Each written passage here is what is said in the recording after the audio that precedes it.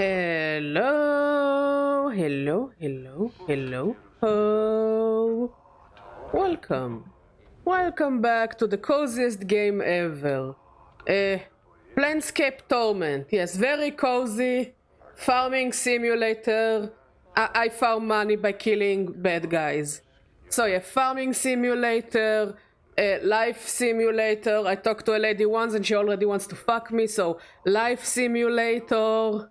Definitely fantasy simulator because that shit never happened to anyone ever. Dress up game. I give my dude tattoos from things and he has tattoos. Skull friend simulator. We have a skull friend and we simulate a relationship with him. Definitely everything is fake and annoying. And the other guy. We have the other guy. Yes. Cozy game, UwU. Anyways, last time. Yeah, other guy simulator. My favorite kind of simulator. Bing. I can't really say that he's the third wheel because we are four, but also it's not really a fourth wheel. I guess he's a fifth wheel and we don't really... Oh wait, no, we have a fourth wheel. It's the Lim we have in our pocket. It's also a pet raising simulator because we have a pet in our pocket. We should call it Pocket Pet. Yeah, I think this will be a franchise that will give me millions. So yeah, the other guy, he's the fifth wheel. Yeah, Pocket Pet. Genius idea. I think we should do something with it. Make millions.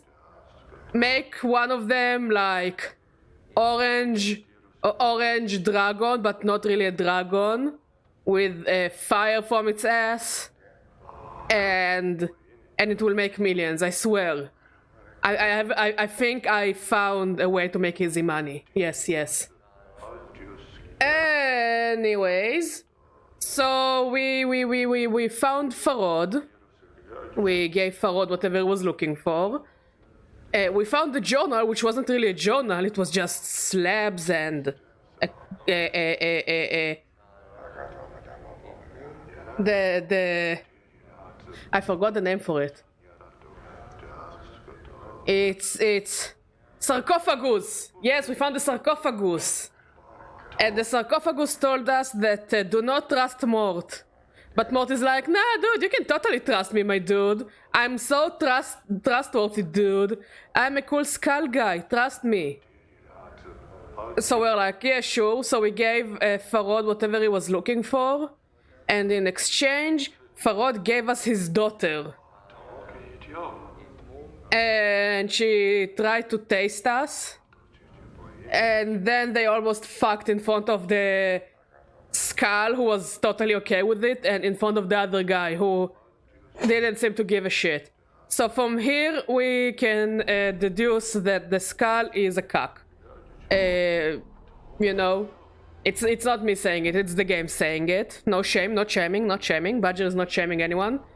For each their own, you know, no king shaming. But the skull made it weird. So I will shame the skull, because he made it weird. Never make, you know, the business with no pants weird, Mr. Skull. And then she told us, oh, there is a place with the thugs, and this is where I found your dead body. So yeah, that's pretty much what happened last time.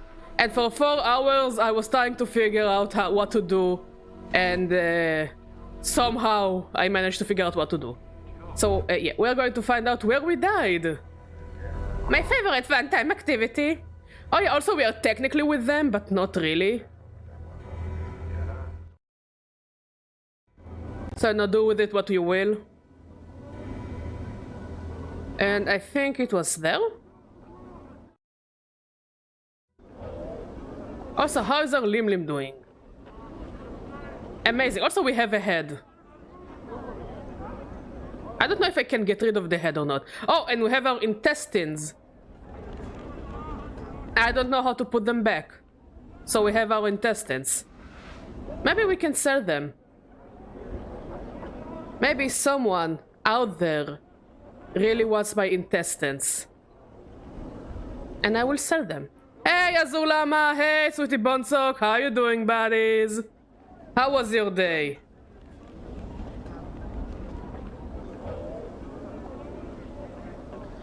What you first took to be a door in this archway is actually a painting. The artist has made use of the shadows of the overchanging arc and some subtle texturing effects to give the door the illusion of substance. I got rejected. Ooh, I'm sorry. But hey, maybe you'll find someone better. I believe in you, Bonsok. And I'm glad to hear that you're doing well. Yeah, whatever Mod said. No, wait, they were rejected, they can't fuck them. Unless it's, you know, friends with benefits. Again, no judging, no judging. I now get paid by the government because I'm disabled and I bought a guitar amplifier. Ooh, that's nice. I feel like I'm the least talented person. I can't play on shit. Are you sure this is the door, Anna? No, she's still a good friend. I'm just really gay. Truly, the biggest struggle of our times. But I'm glad you're still friends, Bonsok. And you will find someone better in the future. We believe in you.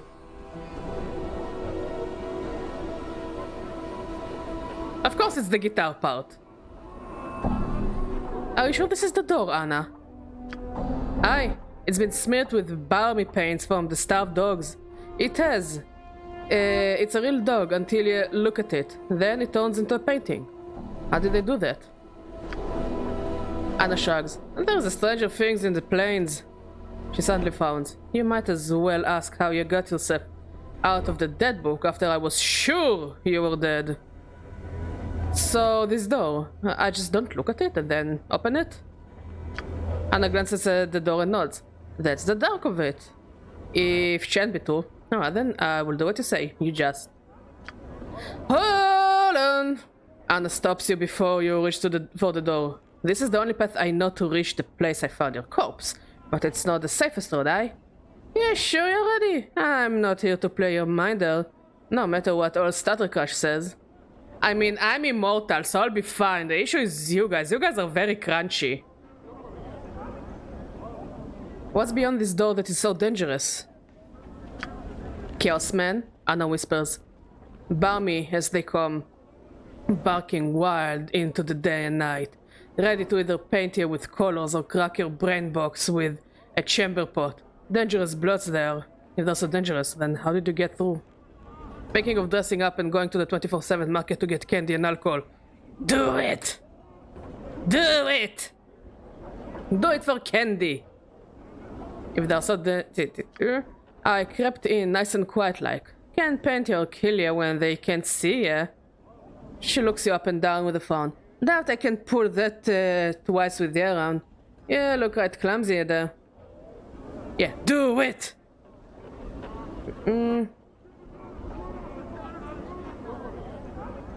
Oh, Zulama, it sounds really cool.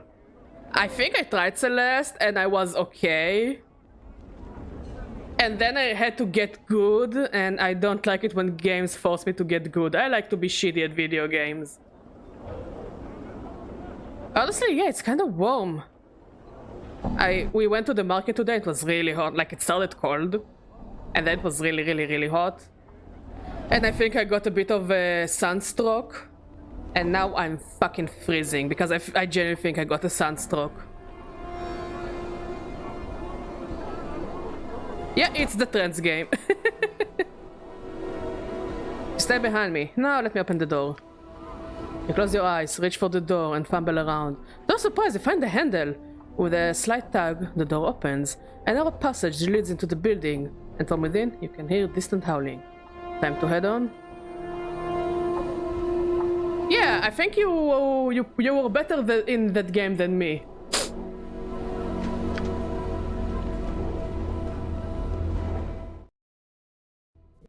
Oh, a cutscene.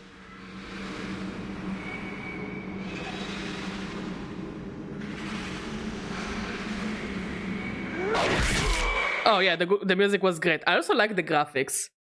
Also, I think Farod is dead now, so good for us. All right. I would probably be good because I already have mid-air dash IRL.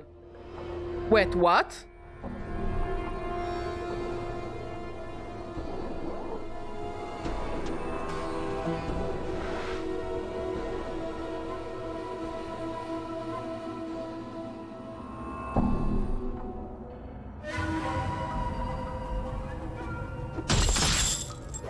Rock sings true. Loot? Loot? Badger doesn't know. Badger truly doesn't know.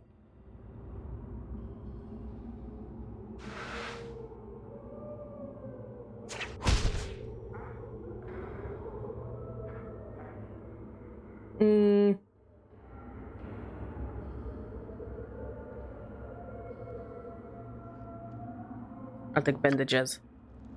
Please explain to Badger.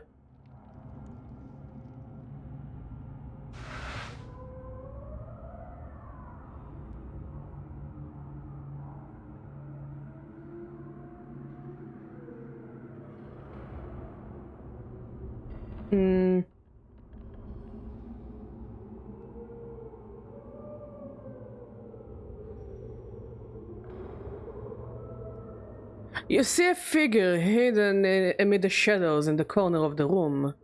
As you draw near, a young woman steps out to reveal herself.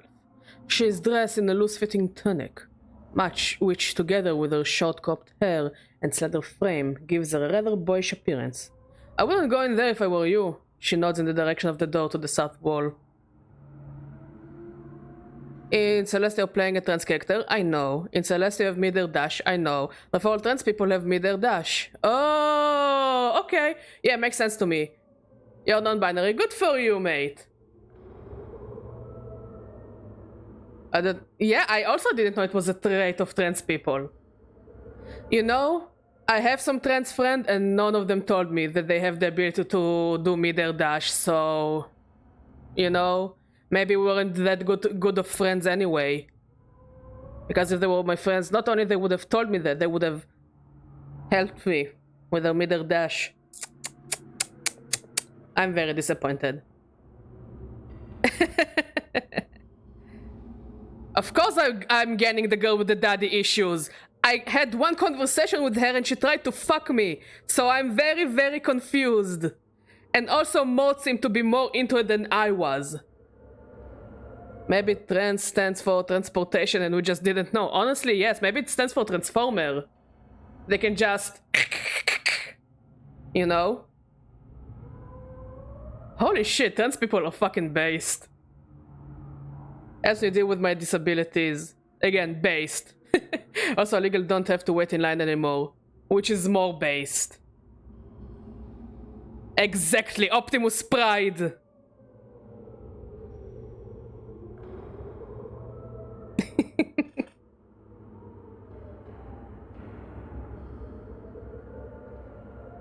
Why? What is beyond the door? She winces at the sound of your voice, putting a finger to her lips to indicate silence. She pauses for a moment, then answers in a hushed voice. A whole mess of them howling lunatics. That's what. Looks like they're having some sort of gathering. Won't be able to get through to the alley until they clear out. Howling lunatics? Is there an echo in here? Yes, howling lunatics!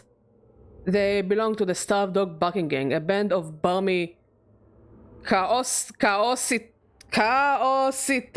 thugs that plug this part of the hive. I got a Switch Scottish video about Transformers from YouTube. Ooh. Ooh. Ooh.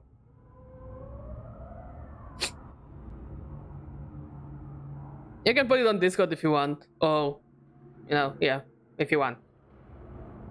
How many of them are in there?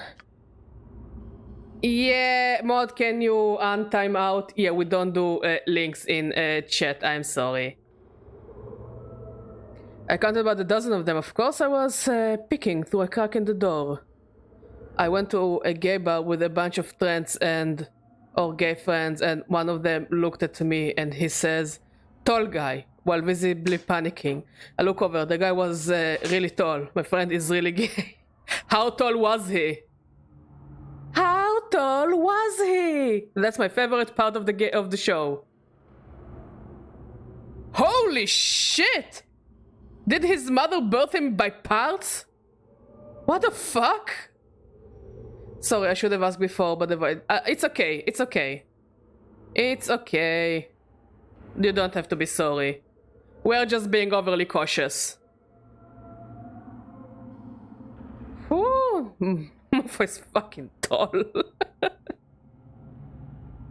It reminds me of that one guy on TikTok that was really, really tall and he was living in Japan. And in Japan, all the ceilings are very, very short. I think he was like German or Dutch or something. Like, he was fucking tall. Like, he was definitely taller than the average Japanese person. And the poor fella hit his head so many times. I genuinely feel for him. I had a friend who was 2.4 meters tall. Holy shit! Holy shit! Like we put him helmet. Good. Good. I really feel for him. Like I bet going inside his in and out of his apartment is just fucking hell. Poor fucker.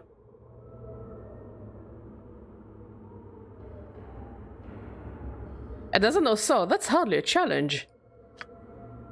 Look, you can play hero if you want, but leave me out of it. I'm staying right here. If by some miracle you don't get your innards stomped out by those animals in there, maybe I'll see you around. She turns and slips back into the shadows of the corner.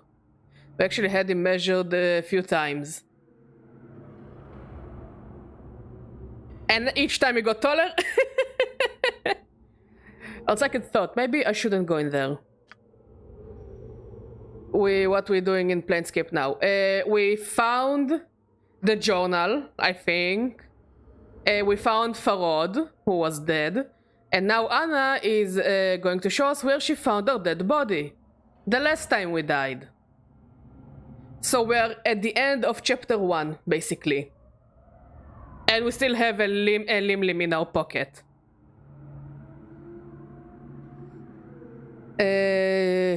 Have you found what the shadows are yet? No. No, we haven't. Not yet there. Not there yet. But I guess we'll find out next chapter. Have you found Satan? Every other character interaction here makes me wanna die, so... Define Satan. In a mirror? I shall remember that. I must say, this game is very quirky. Like, I love how people now are trying to make quirky games, but like they make them overly cozy and pink and cute, and I don't mind those games. There is a place in the world for games like that, but they don't make quirky games like this kinds of quirky. That it's all dark and depressing, and suddenly, something so absurd happens. You can't escape, but you just accept it.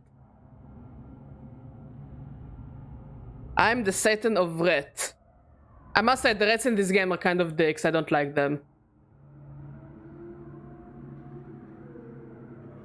There may be another way to get past those animals without a fight. There is another door that leads in there. From what I was able to see, there are stacks of wooden crates along the same wall as the other door.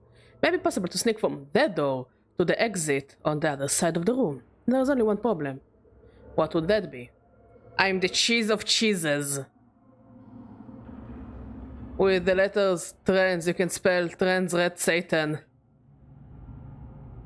Oh shit, you can! The door's locked, I tried it. My guess is that the key is on one of the thugs upstairs. I'm not adult-coved enough to go up there looking for it, though. She folds her arms across her chest and stares at you expectantly. If the key's up there, I'll find it. Farewell. Updated my journal. Bonsok, we are not eating the other chatters. Red Satan, more than meets the eye.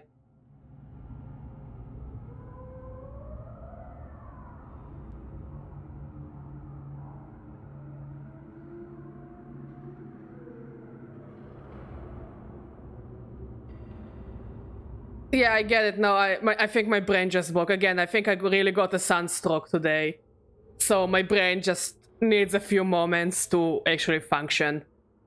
I look like old people repellent. The fuck? What is old people repellent?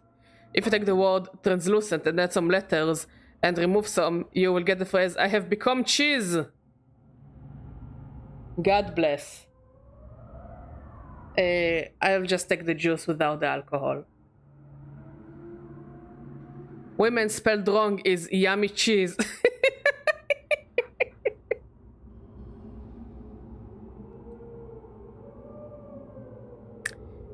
If you do manage to live long enough to find the key, the door is in a room to the southeast. I'll be watching from the shadows. If you can unlock the door and make it out to the alley in one piece, I'll be right behind you. I mean, but if they eat you, how are you gonna eat? Farewell then. Where the fuck did she go?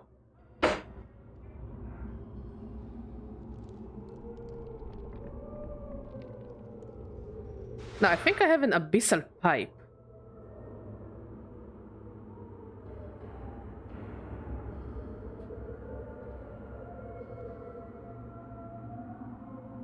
Okay, I'm gonna try the abyssal pipe way. And if it doesn't work, I will do whatever the lady told me. I will buy more cheese to incorporate into myself. Honestly based. And old people repellent means I wore 3 inverted crosses and old people on the bus would sit next to me, then get up to sit next to a different stranger. Good. Honestly, okay. There was a time that I mean, I have really bad eyesight. I have a lot of eyesight issues. It's it's not a secret. I really don't see well. And when I just met Mod, I used to work in a bookstore, and to get home from the bookstore, I needed to take the bus. And because I wasn't seeing very well, standing on the bus gave me very bad vertigo. I would genuinely get not only sick and weak and dizzy, I would just not be able to stand. So, and it didn't really take very long to get to the bus station of where Mod and I lived back in the day. It was like a 5 to 10 minute ride if there weren't any traffic issues. And an old lady wanted to sit, so I told her, you can sit by the window, and I stood up. And then she calls her friend, and she and her friend took both of the seats, and I had to stand on the bus, where I can barely stand and see. I don't think I told you that story. I didn't tell Mod this story. But yeah, it really pissed me off, like... like... I don't care. They looked old and crusty, so make with it what you will. Like, one of them looked old and crusty. And like, you know, I felt very uncomfortable to tell them, fuck off. You know, because they're old and crusty and annoying looking. But also, I couldn't stand, because everything was dizzy. So I was stuck standing in a bus that moves and swirls and swings all around. Something fell and I have no idea what. That swirls and swings and whatever, and there were stuffing, and it was hot, and I could barely stand. And it was packed full of people. So yeah, from then I learned that Badger is not nice anymore. Badger is never nice anymore.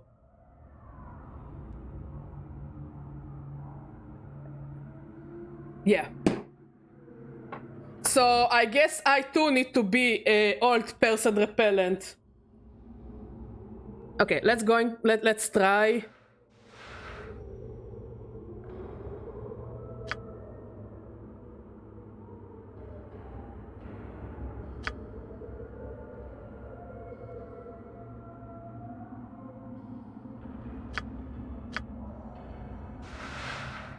Next time, tell them they can't see it because they will lie soon for. No, I'm not that kind of person. No.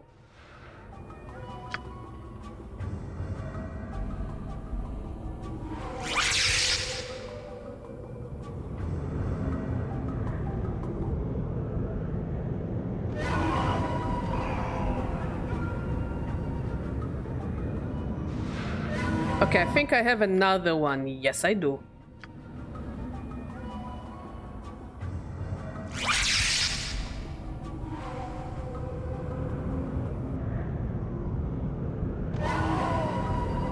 Okay, issue solved. I'm nice, I just sassy to assholes, and I'm also Satanist, and it basically turns any attempt to make me religious away.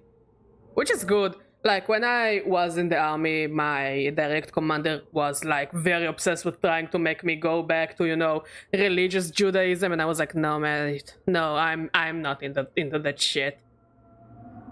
And he became even more eager after he learned that I have, like, a gruncle who is a rabbi, very important rabbi or whatever, like every other Jew over here. And he was very eager, and it was very, very, very mentally exhausting. Like, dude, if you want me to go back to the old days, being more religious, just fucking show me the good sides of religion and don't fucking shove it out my throat. I wasn't asking if you really believe in Satan or not.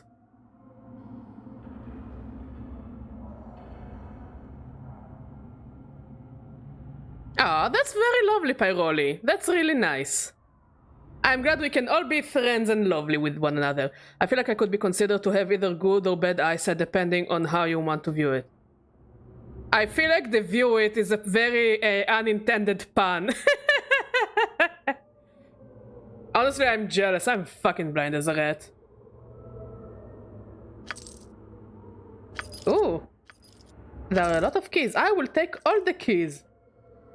And the money. Is there anything else worth stealing? I got 2023 vision!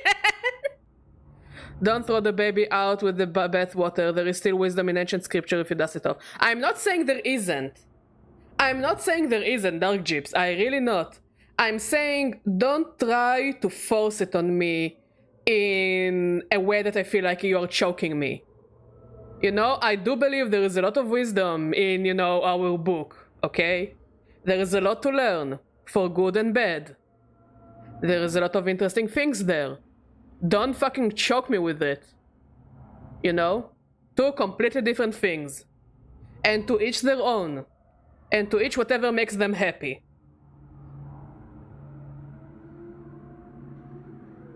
-8 did in both eyes. I was gonna say Sid, but I felt like that was too on the nose. Llama, come on, everyone here loves bad puns. This channel is built on shitty puns. Hey Shrimpy, how are you doing, buddy? You can actually have better vision. The 2020, 2040 would mean you are at least 30 meters away, as good as 2020 person would see 20 meters away. Badger prefers to be choked by other means. Yes. Yes, I would. Don't kink shame the badger. The badger is very good. Badger is a good badger. Yes, yes. I know how to stop people chokeholding me. I just whisper, harder, daddy. Yes, honestly, yes. The more you make it perverted and uncomfortable, the more likely you are to get away with, like, to get out of the shitty situation. Like, somebody tries to capture you. Oh, I'm into that shit.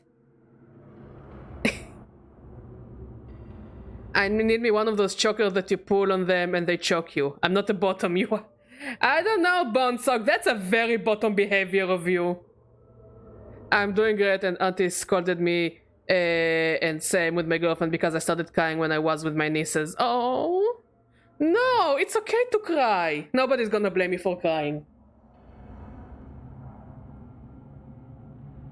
It's okay to cry. Men can cry too. The choking is also a lesson as well. If you have perception to look at what not to do and how it makes you feel, don't also choke others. That is a good lesson. Look, I believe that that everyone eventually reach the conclusion that is right for their life and makes their lives better. Not one person can truly tell someone else how to live their life and to be happy.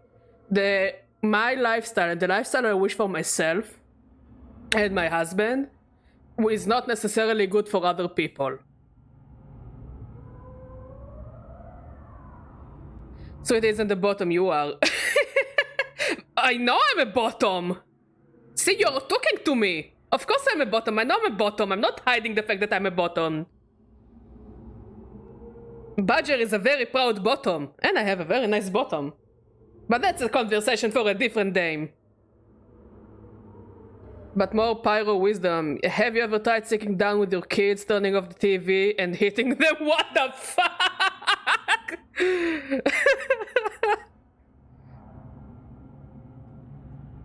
God bless Bender. I mean, I wouldn't mind being choked. Guys, we are making the child rotten again. Also, it's a conversation you should have with your girlfriend, not with us, Shrimpy. But you're valid and we love you.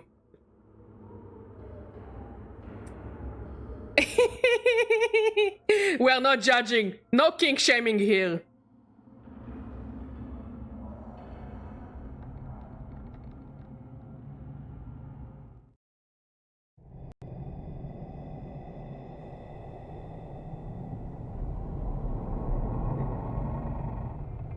Oh, don't worry, my girlfriend knows that very, very well. Oh, good for you! I love it when you're sex positive with one another. A Dabus.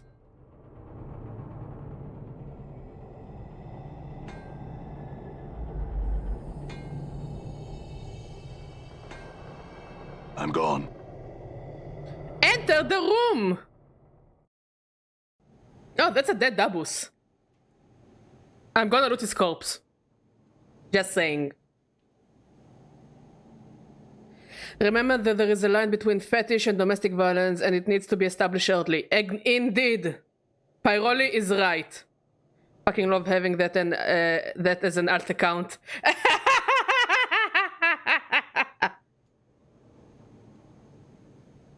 Both you and your alt account are welcomed and loved here, sweetie. Hey Sam, how you doing, my friend? Sam is also very cool. Honestly, my chat is the coolest chat ever. Love all of you. And the lurkers as well. If you're talking about interesting sexuality shit, I'm an asexual who still loves being a hoe. Here's the thing. As far as I understand asexuality, and again, you can correct me because I'm not asexual. But as far as I know, lots of asexual people, first of all, love sex. In a way, they really, really, really like sex, and they like porn. Every asexual on the internet that I had a conversation with, they love fucking porn. They love a lot of porn. And that's all I have to say, honestly. I don't really have anything interesting to say. But yeah, I find it a very fascinating misconception that just because people are asexual, they don't like sex or porn.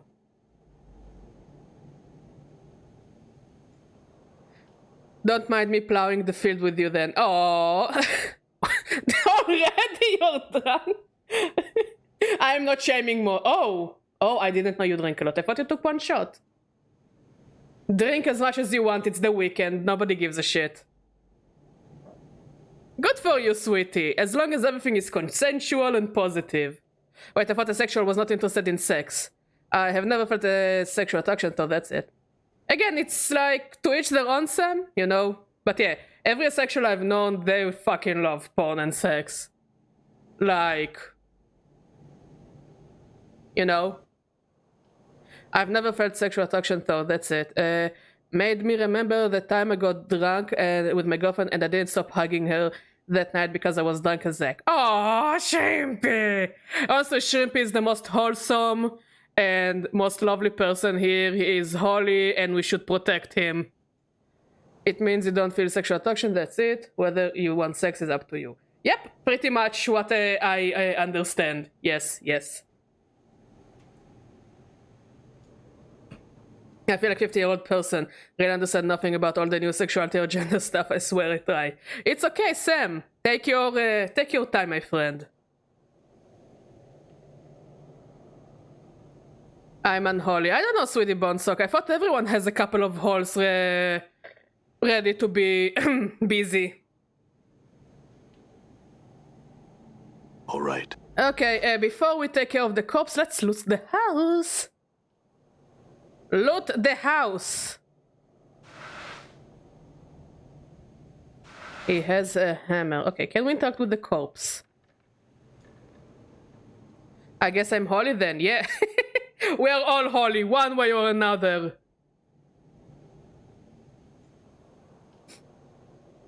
You see the dead body of a Dabus. The stench of its decay is overpowering, and from the looks of its rigid, unnatural posture, extreme rigor mortis has long since set in.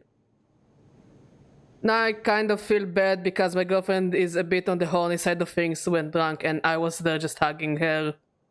I don't know, mate, I find it very wholesome. I just find it very, very wholesome. Use your story's bond spell on the corpse. As you reach out with your power, there is a faint stirring in the air, and the Dabus's body blows for a moment. You feel a strange, wrenching pain in your skull, as if someone is hammering on it sharply, desperately. Try and focus. Your vision goes black for a moment, and the hammering pain fades, until it sounds like it is coming from outside your skull. The darkness clears, and you hear the hammering coming from outside the building. The entire building seems hazy somehow, confused, as if you are seeing it through a mist. Though I was always on the non-horny side when I ingested substances, unlike all my friends, and now I know it's because I'm asexual. I mean, that's one way to find out you're asexual. Keep focusing on the vision. There is nothing more terrifying than nymphomaniac girl or overly horny woman. Their mind is willing, but timber can be fell only so many times. As a woman, I agree, there is nothing more dangerous than a horny woman. I mean, I heard that, like, if a female ferret, if a female ferret is very, very horny and she doesn't get laid, she can die from overexcitement. But that's what I heard. And I had a friend who had a ferret that was looking for a boyfriend for her ferret because her ferret was like dangerously horny. And she was genuinely scared that she will die. As a lesbian, there is nothing more dangerous than horny women. I would let them massacre and murder me. It's all I wish for. Too horny to live. Yeah, definitely, definitely.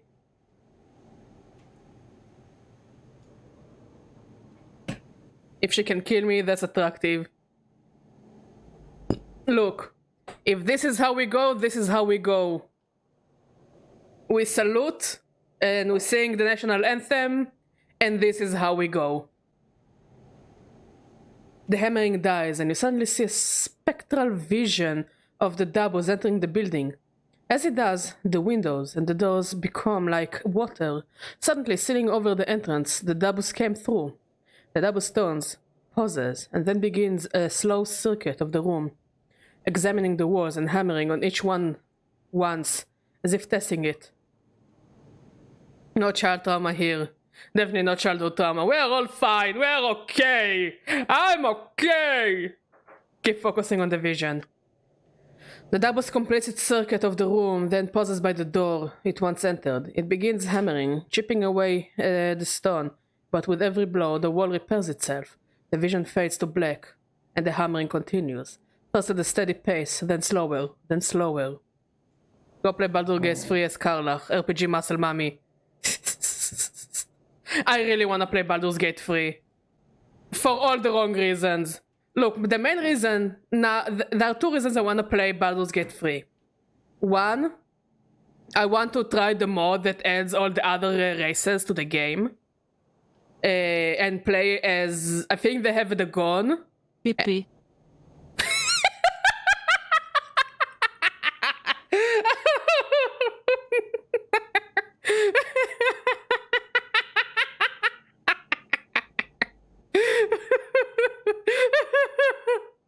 So yeah, you can either play as the Gondos or as a skeleton. I'm drunk. Mod, shall I remind you, I'm Russian, it's in my blood, okay?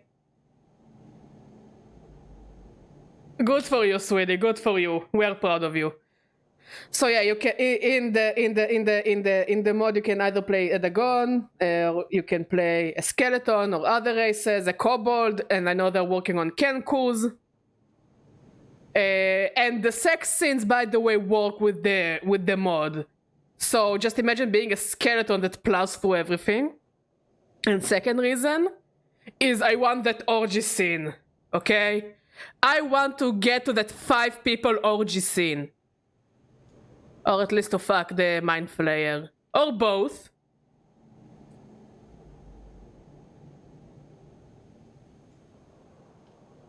In Baldur's Gate 3, I once gained entrance by smearing shit on character's face.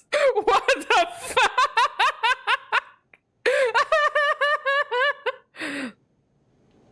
I know that the orgy is Astarion, the vampire guy. Gale, the very weird wizard guy. Two tiefling twins, and you. And I know that getting to the orgy scene is very complicated and it's quite a process and it's a couple of quests.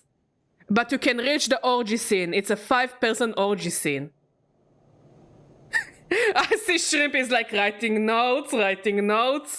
Bear Druid and Vampire Scene. Look it up. Divinity original scene.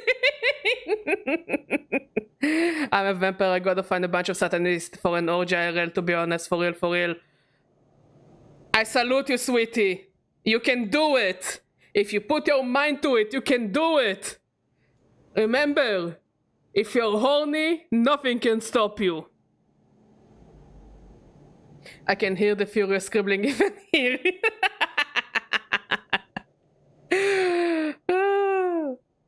We are truly ruining the child.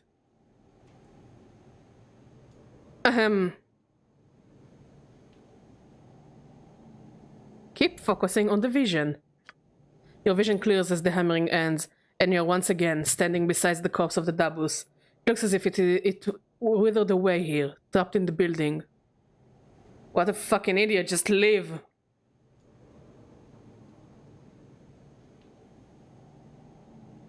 I mean, I gotta note something down when learning something new, right?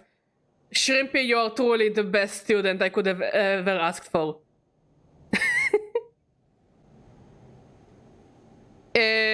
I don't think you wrote down the quote mod.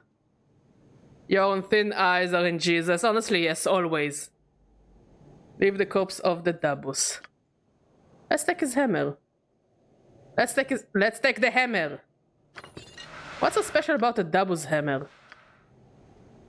1 to 6 crushing.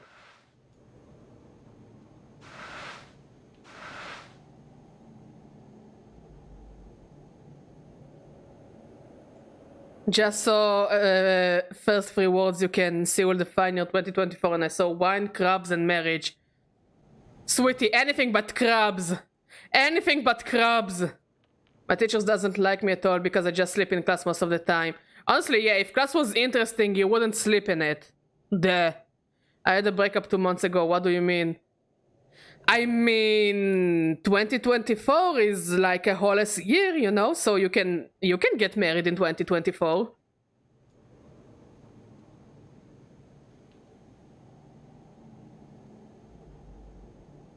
Nothing will stop you from getting married in 2024. Let's hope the crabs are on the plate. Exactly. exactly what I had in mind. Because I don't really think you want crabs.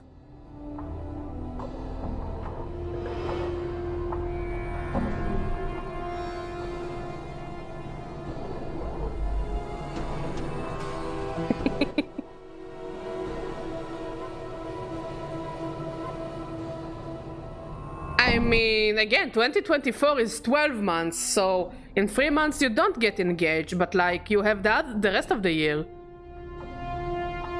So wait, Bonsock, do you prefer crabs on a vagina? Rather crabs on a plate? Cause it seems like you have only 2 options here. I feel like 2024 my girlfriend will kidnap me because apparently horny girls are dangerous. Yes, as a girl, horny girls are dangerous. I saw a lot of crab rave memes recently. Yeah, me too. I wish I had the vagina.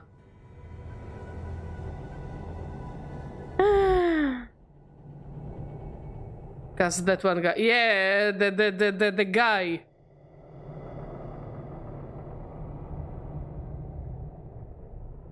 The dark recess pieces descends for a few feet before ending abruptly in solid rock face. Yeah, passenger! What does the crab mean? You mean the crab dance or the crab on vagina? Because crab on vagina, it's a sex, it's an STD. And the crab dance is the crabs who do a dance. It's kinda in the name. Unless it's the sex disease that gives you crabs. Hey Walter, how you doing, buddy? Also remember, Shrimpy, the world yearns to become a crab. Read about colonization. Everyone will eventually become a crab. All right. Nature is calling us to become crabs.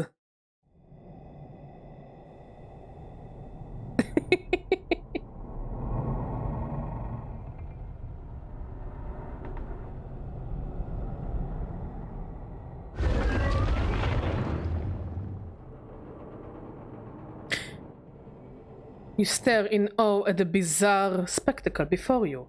What had appeared to be an ordinary, unremarkable bricked wall now throbs and pulsates with movement.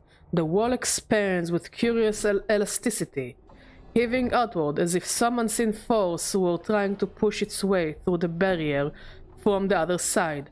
Slowly, the undulating mass begins to settle, its curves becoming more and more pronounced, and you find yourself at eye level with the stony caricature of a human face. Speaking of crabs, yeah. What is that? Or is the face a crab? I don't know.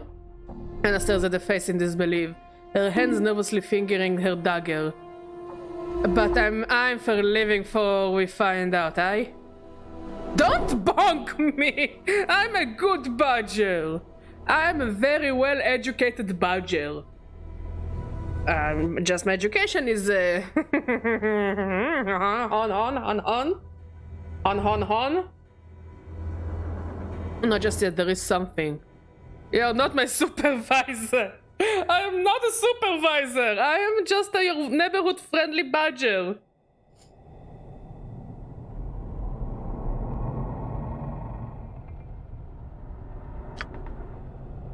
Suddenly, a strong breeze begins to blow around you, and the air is filled with the eerie sighing. The rushing wind grows stronger, and you can make out other sounds as well. The creaking of boards, the rustling of leaves, and the grinding of stone upon stone. After a few moments, the clamor ceases to be a cacophony of individual noises and begins to blend into one articulate sound. You can make out a voice that speaks softly. It seemed to come from all around you at once. You! It cannot be you! I'm not gonna lay down! Oh, you're taken to Pyroli. You and Pyroli do whatever you want. Have fun, children! Greetings. The wind around you has stopped and the voice is still somehow present. You are restored again! I saw you destroyed! Destroyed? Where? I saw you destroyed here, in front of me. I see all within me. Do you know what happened to me? Things that cast no shadow were shadow. They pause around you, tore you down. Do you not remember? You concentrate on the strange voice composed of sounds around you. Somewhere, in the deepest recessed pieces of your mind, there is a brief glimmer of recollection. Feels though there is something vaguely familiar about the sound. The safe word is traffic light system. Actually, never mind. My safe word is get in on the action by slapping a stream sticker type sticker to learn how. Yes, that's the safe word. You need to say it in one breath, or else it doesn't count.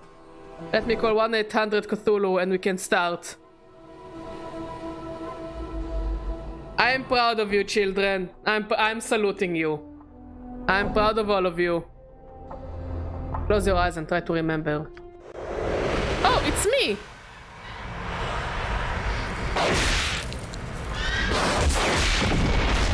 That was not very nice of them. Oh.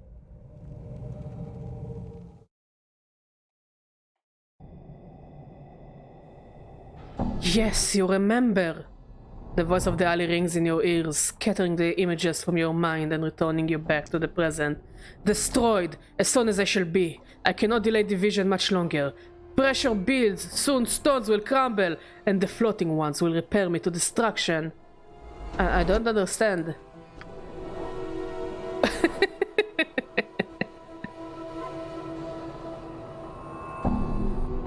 Honestly, I love those old CGI scenes. Thick saves lives, yes. Yes. Yes. Bless the thick thighs. Pressure is too much. Too many places folded inside. Not enough space. Must divide. Divide? It must be in the way? What are you talking about? Fun fact about me. I've dated 3 total people. 2 of them are boys, 2 of them are girls. Good for you, sweetie. All had thick thighs. Oh my god. Sweetie, I think you have a type. I genuinely think you have a type. But also, who doesn't like thick thighs? I don't get the guy who are like, oh no, I don't want thick thighs. I like them bony. Just like, I'm not gonna body shame anyone. But I'm also gonna say it will be easier to cuddle with a skeleton. Just saying. But I'm not body shaming. Everyone is valid. But damn them the thick thighs. Thicker than a bowl of oatmeal. I think it's pregnant. What? You know, when they said the wall is impregnable, this wall is the opposite of impregnable. How the fuck a wall is pregnant? My thighs are thick and it's all just muscle. Also good. It's also good. I don't have a type. I'm literally asexual. But again, choosing 4 people and they all have the same thighs. You know, I think you can call it a type. I'm not here to say you're not asexual. I'm just saying, to me it looks like a pattern. And I'm very good at pattern recognition. And that's pretty much where my talents end.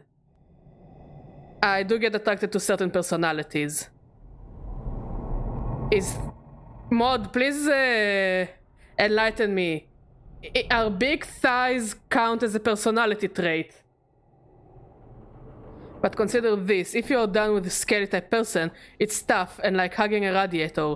When you hug a teddy bear person, then not only you hug a teddy bear, but you can have a good snack after. Exactly, this is what I'm saying. This is exactly what I'm saying. Because I like to think that I am the teddy bear person. And I think my husband is also kind of a teddy bear person. I think we're both kind of teddy bears. You know, we cuddle and it's nice and warm and we have snacks together. You know? It's nice. It's functioning. It's good. Not really, but it is a feature. I don't know. Again, I'm good at pattern recognition. So, you know. But maybe I am the problematic one, okay? Badger will take the bullet. I am the problematic one. Maybe thick thighs is something that Bonesock is attracted to. Exactly what I'm saying! Badger, I'm threatening you with violence and with having a fun time venturing through an empty Shabbat city. I should do that more with my friends.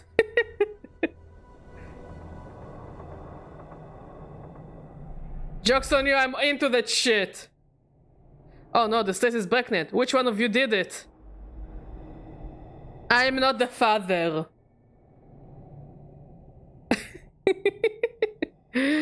Oh. Freaky. So, where are we technically standing right now? In the middle of the street, dude, Mort. I know you don't have eyes, but we're literally in the middle of the street. I really don't want to know the answer to that, Mort. The voice continues. Help me to divide, branch out, expand. New operators will open. You may use them to travel to the lower world. What do you need to divide? The floating one is upon me. Repairing it prevents me from dividing. I undo its repairs, but it returns again and again. Repairs and you must remove floating one. You want me to kill the Dabus in the alley? Remove it! Only then I can divide. Very well, I will remove the Dabus for you. Updated my journal. Not before I do the loot. No loot. Loot? No loot.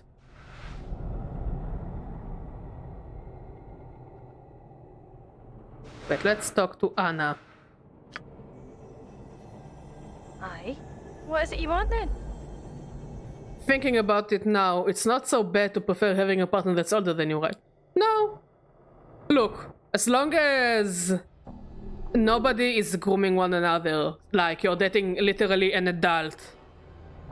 Like, as long as you're not dating a literal adult and you are a child, considered a minor, and they're not grooming you and they're not using you and everything is consensual, you know, it's okay.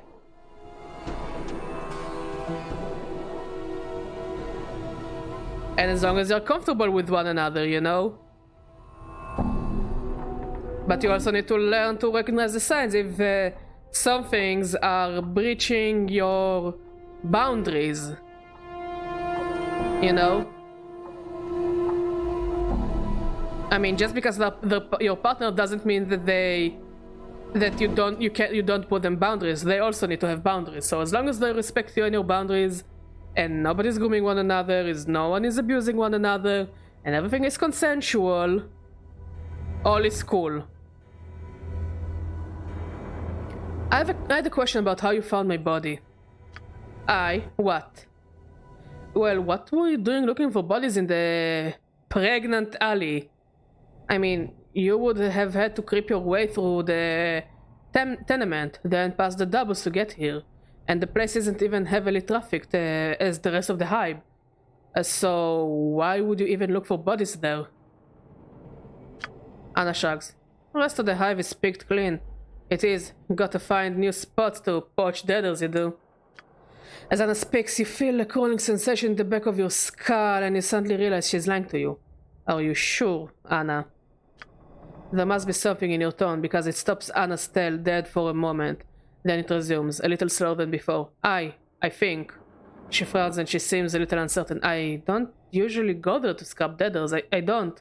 To think of it, I would never even been there before. I just kind of came across it. Yes, the wall is pregnant, sweetie. We don't know who is the father, but the Dabus doesn't let the wall give birth. It was probably a very eager bard. So why did you go there? I don't know. I just did, and lucky for you I did, or you'd still be there. The same crawling sensation as before warms up the back of your skull. And with it comes another realization. Anna is lying, but oddly enough, she doesn't know she's lying.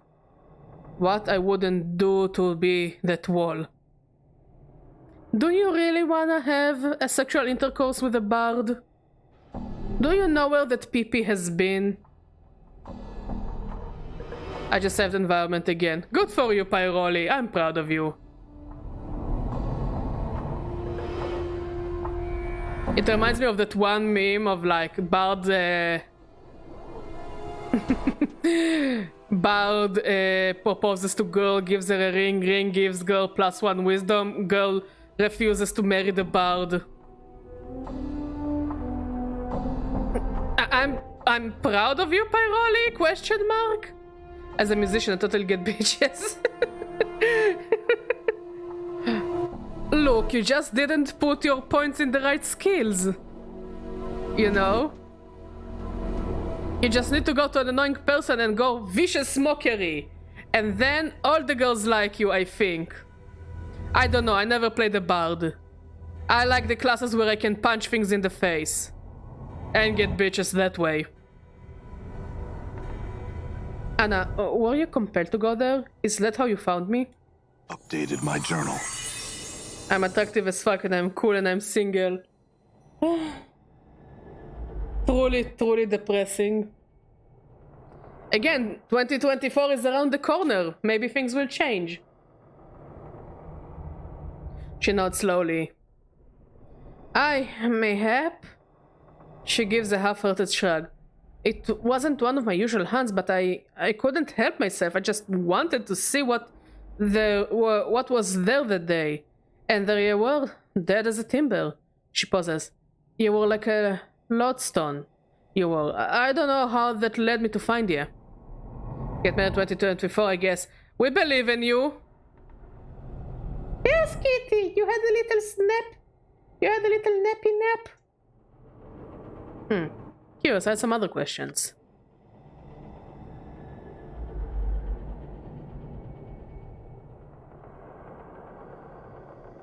Okay, let's go and deal with the Dabus.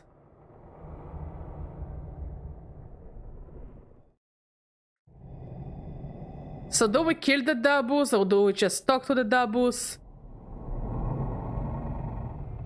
Looks like he's just about to fuck off.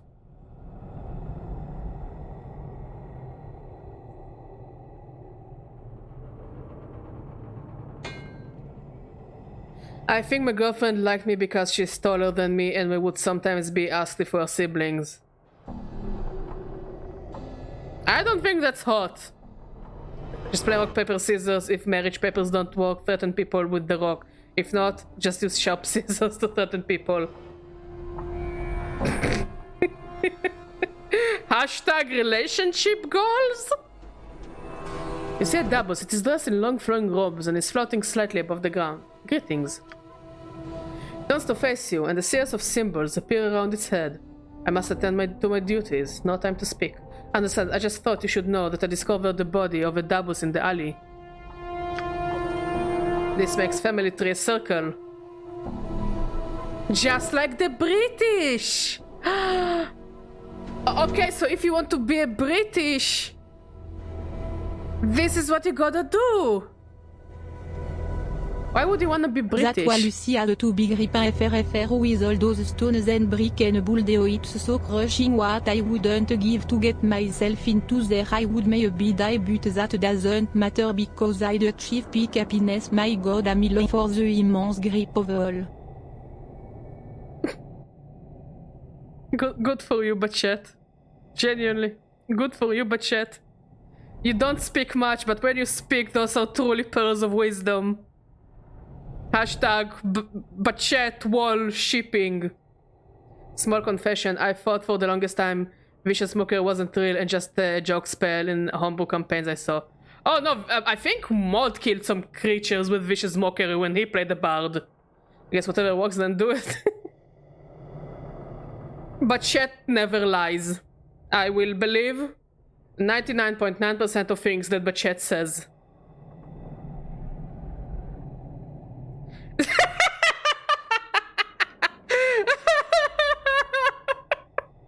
Damn!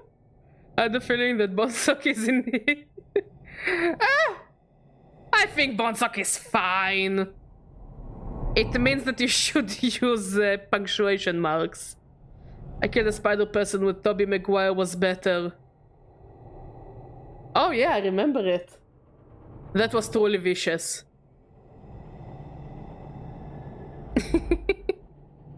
It means that you're horny.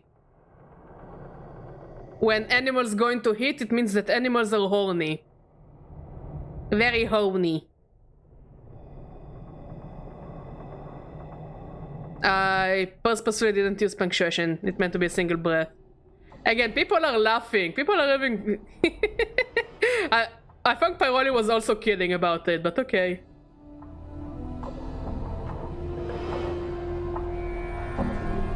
Oh, in that case, I'ma go cheat in chess. Wait, what? Why?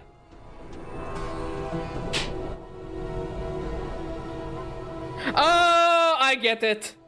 I get it.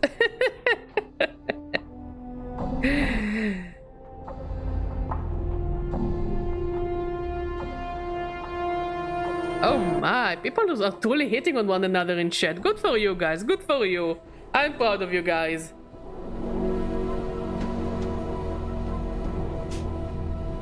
The Dabus cock.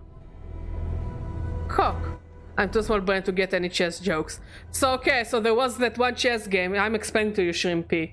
There was that one chess game where that noob defeated the master, and everyone was all like, no, the noob is cheating.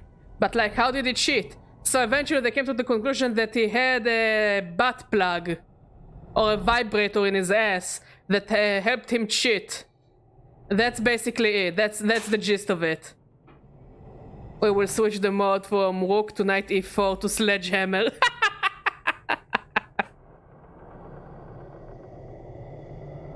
and then they were like, no, we don't want trans men in men league chess. And I'm like, yeah, because they will have 2 offices to put 2 cheating devices in them or something like that. Yes. Not my best joke, but honestly, that was, I think, the pinnacle of the most amazing thing that happened in the chess community. What, a sledgehammer? Pinesicle. Penis. The Dabus cocks his head slightly to one side. A number of symbols stream above its head, most of which indicate surprise and distress rather than words. Dead? Well, I was expecting something so much more different, like he has a hearing piece or something, but was also expecting to a bat toy, yeah? Nobody was expecting it. But I guess chess community, I mean, there's a chess cheating device, yes. Shrimpy, we're professionals here, use the professional terms. It lies in an abandoned building not far from here. It looks as though it got trapped inside somehow. A chess titty belt. Ooh. My favorite kind of chess cheating device.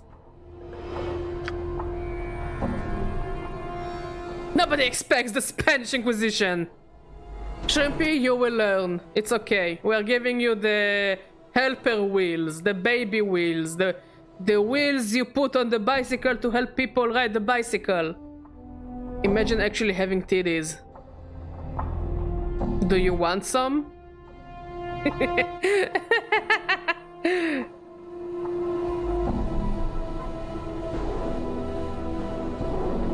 I can let you borrow mine, I guess. I don't think Walter is suffering.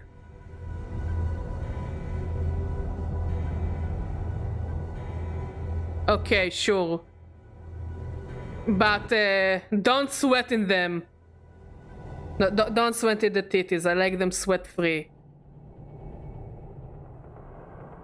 The Dabu stares at you briefly, then bows lightly and floats off in the direction of the abandoned building. It's okay. If you're not sweaty, it's okay then. I will let you borrow my titties.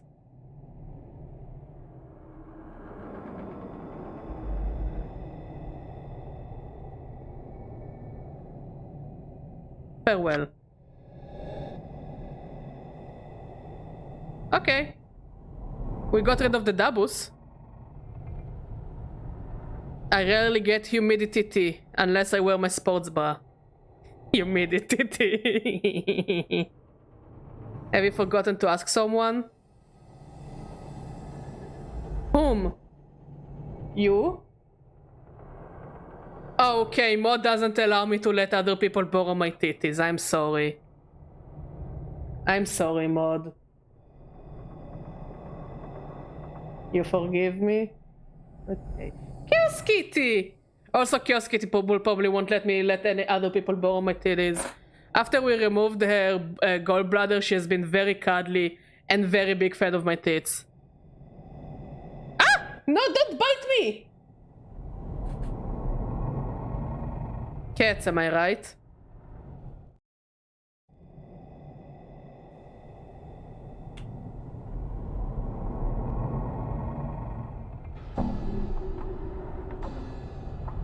As you approach the stone face, the various ambient sounds of the alley once again assault your ears, and through them the voice speaks. You have returned. I spoke with the Dabus. I told him about his dead brethren, and he left to investigate. Updated my journal. Yes, the floating one no longer repairs. It is now with the other. I have closed myself around it. It remains inside me forever. Okay, so this is how the wall got pregnant. Kitty being Kitty bites Badger just because she can. Yes, she wants attention. My cat is grade A attention whore, like... If she won't get attention, she will get a bit violent. With our feet.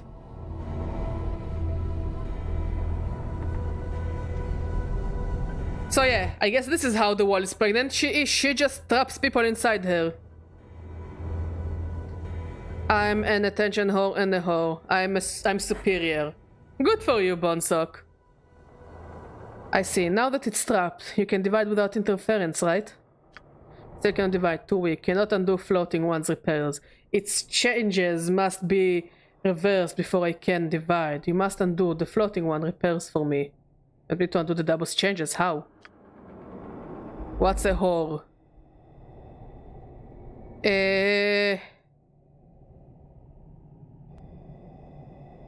You know, why would you ask Mod what a whore is?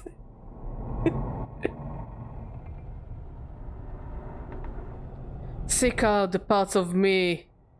The floating one has changed.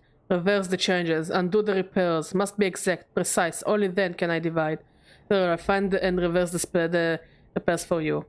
I will probably need some tools. A hammer and a pry bar should do the trick. Updated my journal. Do I have a pry bar? I think I sold the pry bar. I don't remember who I sold the pry bar to.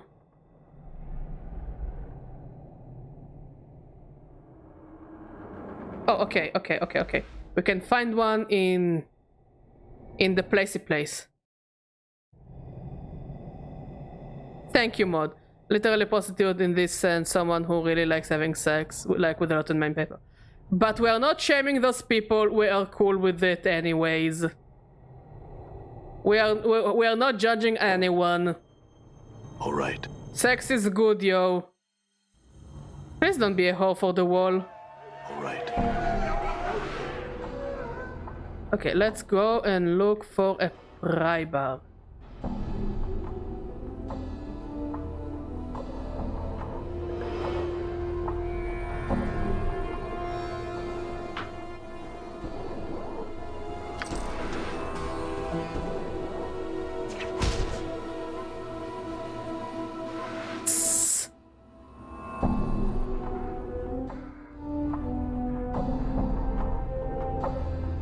I'll take the money. Pry bar, where are you?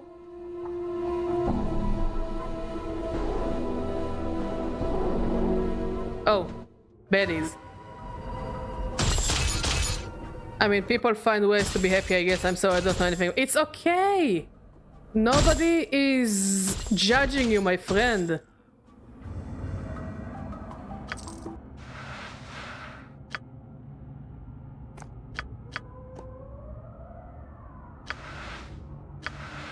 As Djibouti Dab says, the hole to the dig dimension may be closed, but the memories will stay forever. Amen.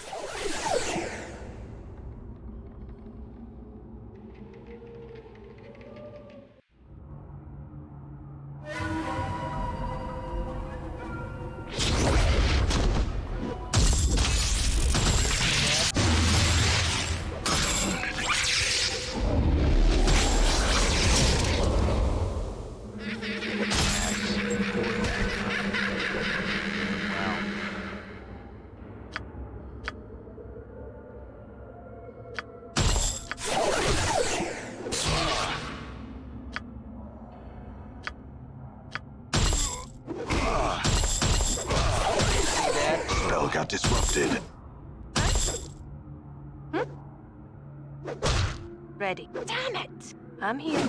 What? Get your eyes. You like my wee tail? Can you attack him? Not that side.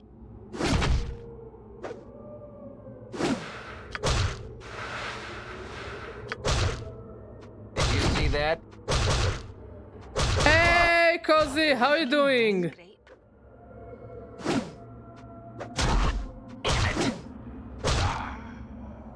I love that she has hair even though she's dead.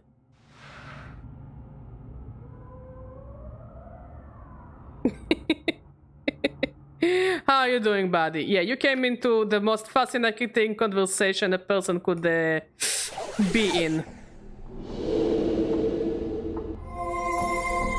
What's up? Endure. In endure, your path is mine.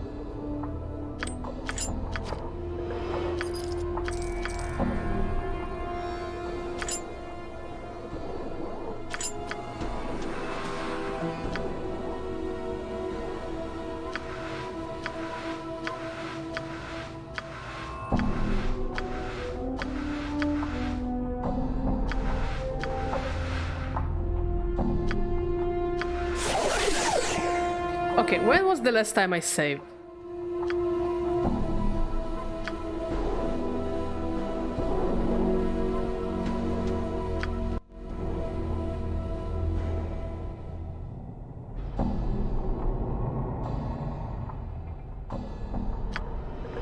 Okay, let's deal with the doubles. Let's try that again. I brought Kozuzi here because we were talking about hoes and hoes. Oh, okay. I thought we were a wholesome stream. I guess I was very mistaken. What the fuck is the Dabus? Oh. Oh, we're going to find a pry bar. I'm gone. I don't trust the Gith. I say we leave him behind. We are very wholesome stream, yes, indeed. Very, very wholesome.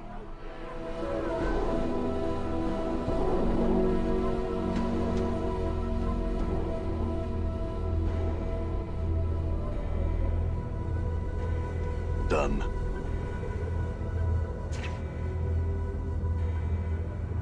Okay, pry bar. We got a pry bar. Good.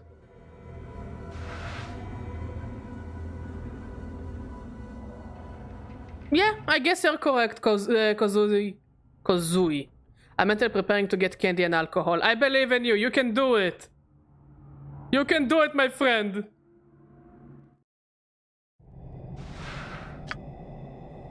Also, what are the stats? 1 to 6 crashing. Okay, how do we fix it?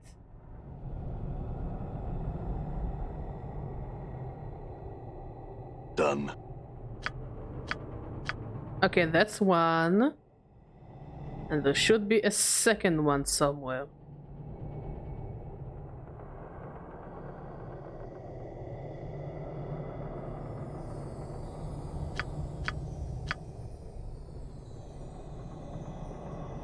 Honestly, Mod, I think we really forgot to buy candy. But you can have peanut butter sandwich. Okay, I tried. So yeah, bring us also candy. Sure, right now.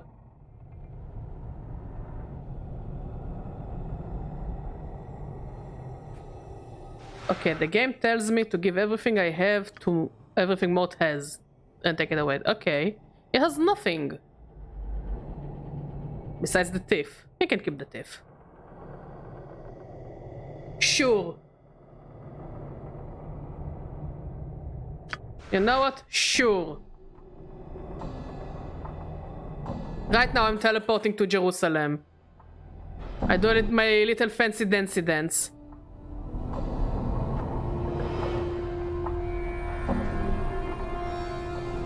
As you approach the stone face, the various ambient sounds of the alley once again assault your ears, and through them the voice speaks. You have returned.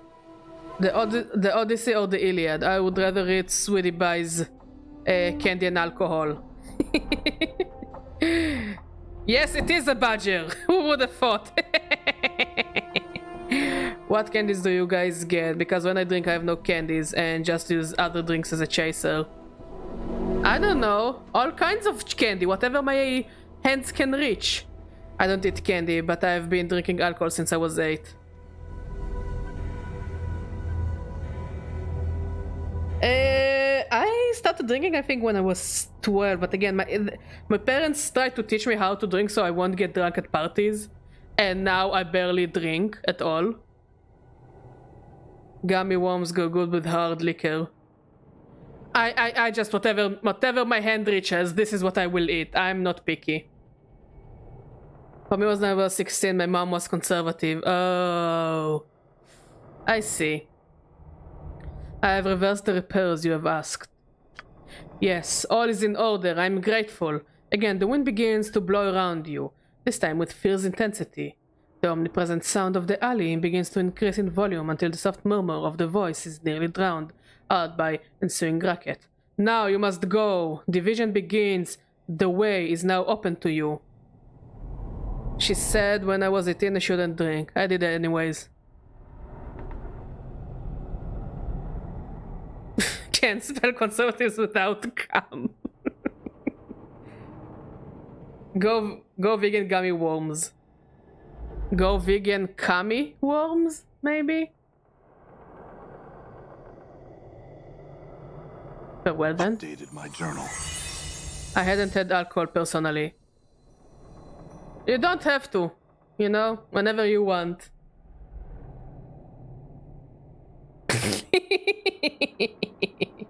Vegan gummy worms.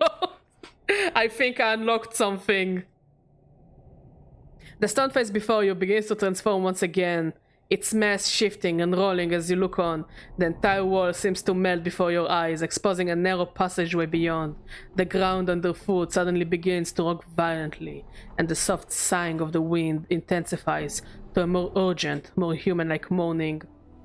You can hear the sounds of crashing stone and snapping board all around you as you dash into the passageway. You're gonna fuck the wall. I'm not gonna fuck the wall! Updated my journal.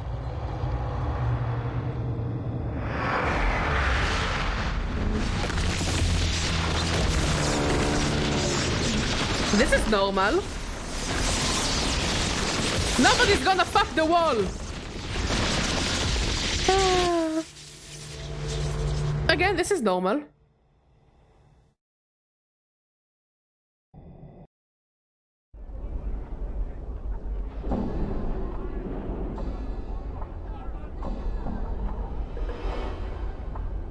Mort, where the fuck are you going? The wall indeed came. Oh! They stole Mort! And I'm just not gonna do anything about it? I'm gone. And I have his teeth. Congrats, you're gonna keep the teeth. So they just beat the shit out of Mort and stole him?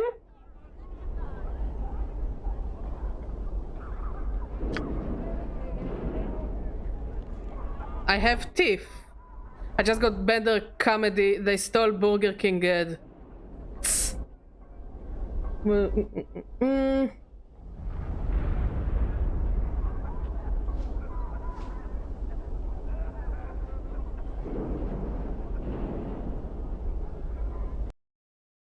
Okay, let's go to the buried village.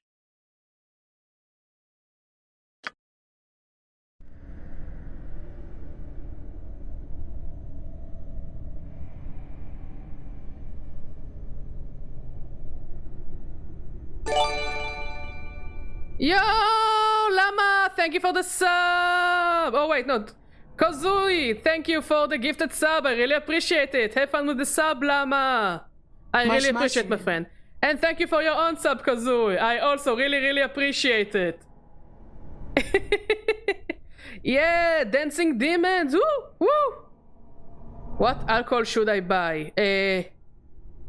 Any kind of alcohol, my dude. Any kind of alcohol. We really appreciate it, my friend. Honestly, yeah, Mod here is more of an alcohol professional compared to me. Oh, items. Done. What happened? Who did this to you? Honestly, no idea, but I'm gonna steal his shit anyways. Finlandia or Jaeger? I'm more of a Jaeger person. Yo, Kozo, thank you for another gifted sub for sweetie. I really appreciate it, and I bet they also appreciate it. Go bitches! Go bitches! Go bitches! Oh, I can't stand Arak. I really appreciate it, my friend. Okay, so we took his walking stick. It looks like a key. 2 to 7 crashing. At least now I get to ask Dad what alcohol I can get when I feel like drinking. Yeah, Mod is more of an alcohol professional compared to me.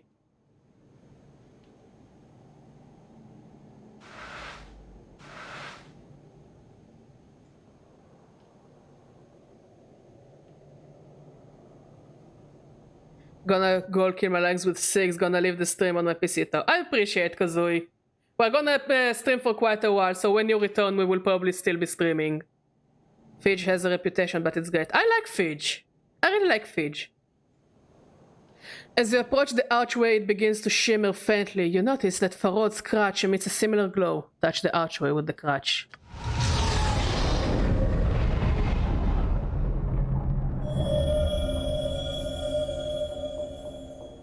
Let's save, because I don't know if he has something that will try to kill me.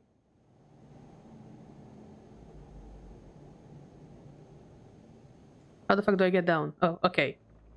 Stairway!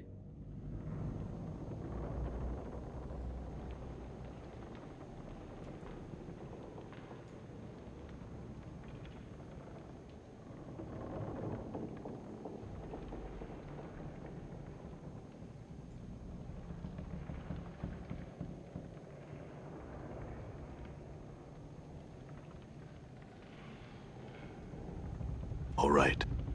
Scroll of Swamp Curse. What else do we have here?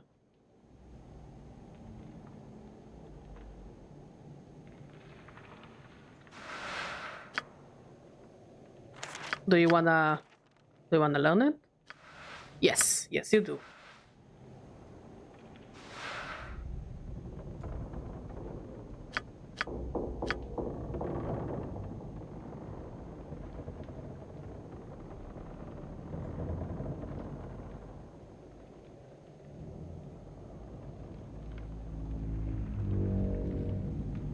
I don't like the music, it gives me the icks. Like, how do I know nothing will try to attack me?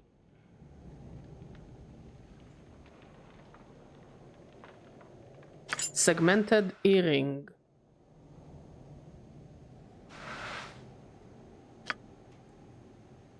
I'll be back soon, maybe not soon. I gotta get ready and got alcohol purchased before 11. Aye aye.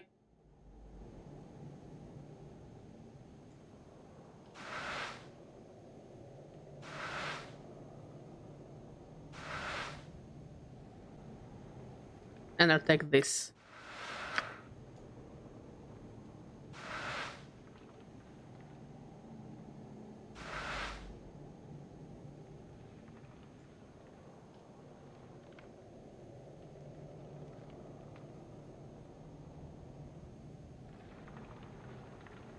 Honestly, I hoped for more interesting treasures.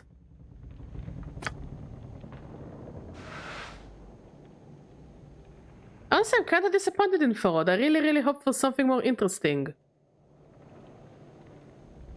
You know, you take all those corpses, you steal from them, and you know, you hope you'll find something cool. No, get, no. I think I already have those spells. Blood Charm, Blood Flight Charm. No, let's go there. Cheese! I have, is this the It's a piece of cheese. We have cheese now. Guess we're gonna cheese the game. You need this more than I do. We have the cheese.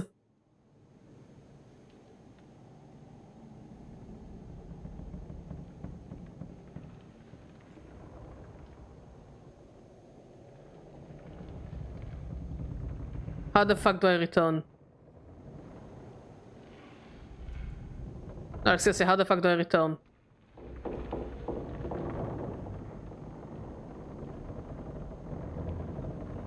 I don't know how I return.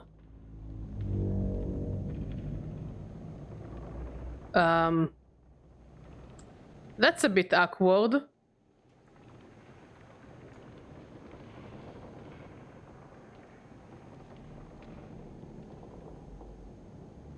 Like, I came through here.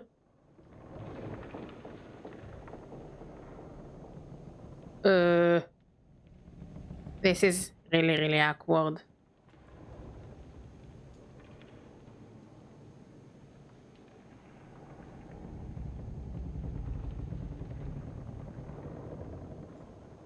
Also, one of my guys is missing.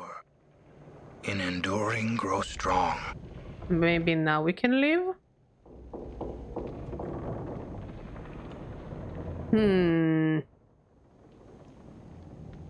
Huh. I have no idea why I'm making those voices. I have absolutely no idea where I'm going to.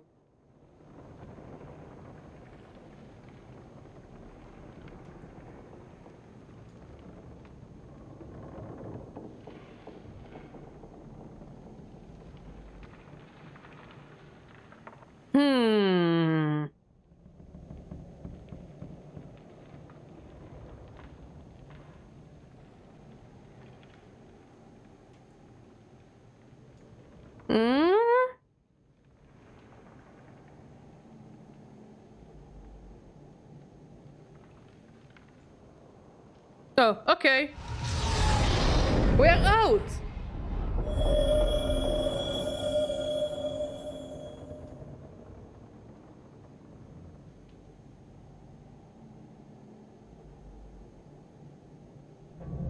And we have cheese.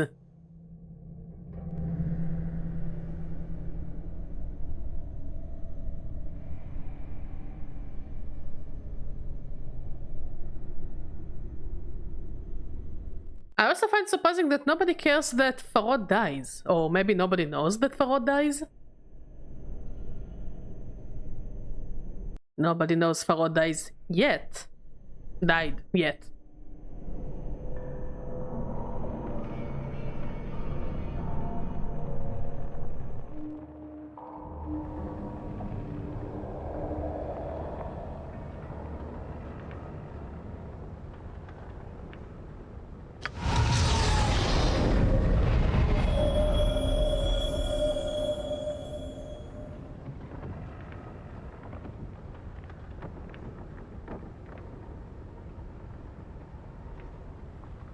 Okay, so I guess we can officially start chapter 2.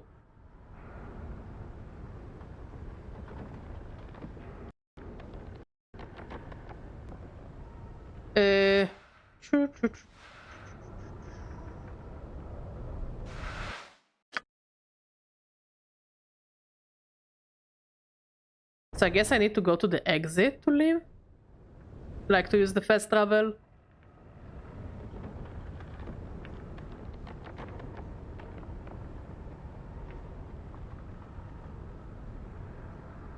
But yeah, I find it fucking amazing that the skull was just fucking kidnapped. Okay, we wanna go to the lower ward.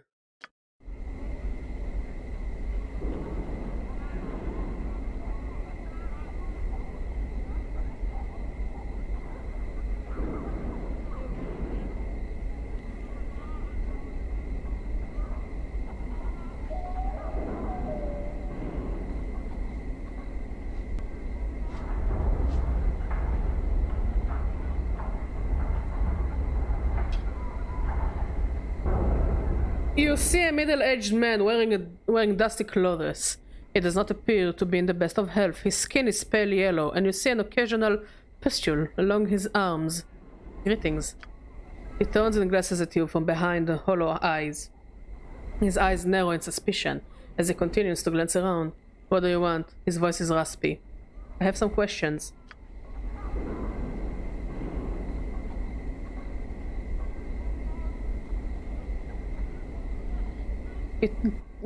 He turns his attention to you. Why you're bothering me for? Look the part of it out. You seem to be a knowledgeable individual that I can learn from. He says, what you be wanting to learn?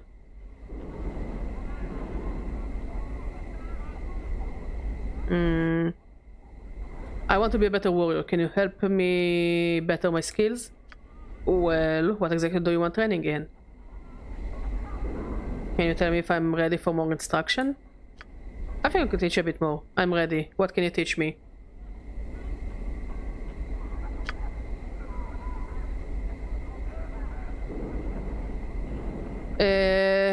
Right now I have a hammer.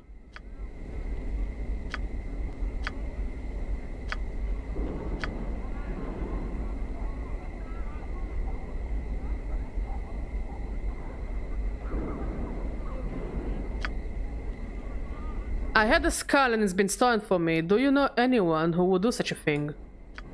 It looks a little uncomfortable. Missing a skull, are you? Well, now you never heard such from me, but there is people in these parts that, he glances around, make a living by collecting heads of the dead. Work for a basher named Lothar. They call him the Master of the Bones. Where can I find this Lothar? He frowns. Now, that's dangerous, wigwag. If I were to say anything, which I'm not, I would say to keep an eye out for a gutted building here in the world. Perhaps you would find something there, eh? He glares at you. But you never heard such from me, eh? Must be going so well. Okay.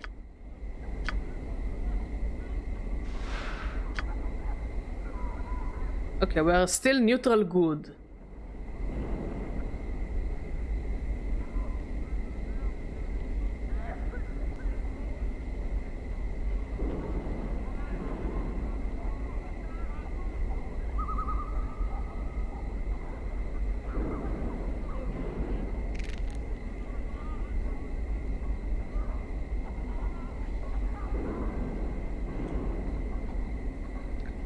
You see an older man in elegant robes. He has bright eyes and a warm smile. He gives you a slight bow as you approach. Good day, Cutter. I'm Sebastian. How may I serve you? Greetings. Greetings. To you as well, Cutter. He stops in mid-sentence as he notices your scar. You see his eyes travel along them and his eyebrows arch in surprise. He returns his gaze to you. I was about to ask what I could do for you, but there is no need. I think I see why you came to see me, Cutter. But are you trying to say you can help me with these scars? He smiles at you and shrugs his shoulders. Perhaps, Cutter, perhaps. He leans forward and begins to examine your scars carefully. He runs a finger along several of them, mumbling to himself. Finally, he looks up at you. Yes, Cutter, I can help you. I cannot cure you, but I can alleviate the worst of your condition. And your price? Ah yes, the price! He begins stroking his chin and stares at you. You get the impression you're being weighed somehow.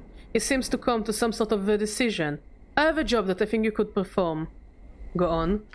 I have signed a contract with a certain creature. I am no longer able to fulfill the contract. It is beyond my abilities. However, the creature will not release me from the contract. Instead, it has threatened me with death unless I fulfill the contract. And let me guess, you want me to solve this problem for you? He sighs. Yes, I cannot do it myself. My reputation demands that I fulfill the contract or face consequences. I am at your mercy in this regard. Will you help me? What kind of creature are we talking about? An Abishai named Grosuk, Cutter. He pauses to gauge your reaction. I know this is a difficult task, but one I think you can handle. Also, the reward I offer you is great. He gestures at your scars. And what were you contracted to do? He shakes his head. I cannot reveal this information, Cutter. I am magically bound not to. That is why people come to me. They know that if I accept the contract, it will be handled with discretion. Take your time, Shrimpy. What kind of creature are we talking about? An Abishai named Grossuk, Cutter. Oh, yeah. Badger, badger, badger, badger. Thank you badger, for the follow, badger, badger, Kozu. badger, badger, badger, badger, badger. Really appreciate it, buddy. I see. An interesting proposal. You totally didn't forget. Words hard. He looks at you hopefully. Will you do it, Cutter? Yes, give me the details. Updated my journal. He smiles at you and gives you a sigh of relief. Thank you, Cutter. The creature is an Abishai named Grossuk. You will need a magic weapon to cause it any harm, so check with some of the shops if you do not own one. A spellcaster can harm it as well. Grossuk can be found to the east, beyond the siege tower. Siege tower? Yes, over, beyond the market. Damned thing just appeared one day, several years back. No one knows why, and no one seems able to get inside it to find out. Fine. Farewell. Okay, we're gonna kill an Abishai, my favorite kind of creature.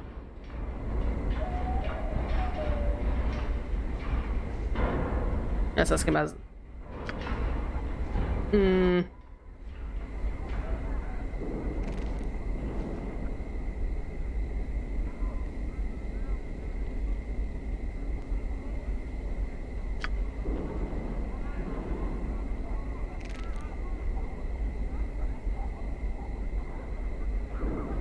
You see a florid, boisterous man. This is quite the name. He's shouting and carrying on like there is a war that's about to come through. Like he's got something lodged in his intestines, like he's so excited about something to talk in a normal tone of voice. Dude, I have my intestines here in my pocket and I'm fine. His rapid-fire delivery makes it difficult to understand him. You, sir, you there. You look like you could use something. I'm not quite sure what it is yet, but give me time. Give me time, and I will have it figured out on the spot. You need rooms? Yeah, I've got rooms. You need supplies? I've got supplies.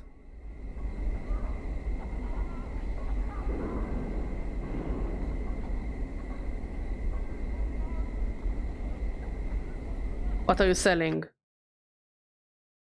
Hammer of quality.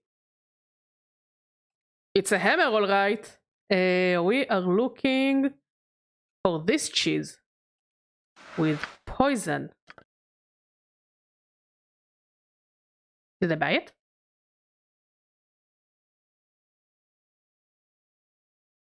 Yes.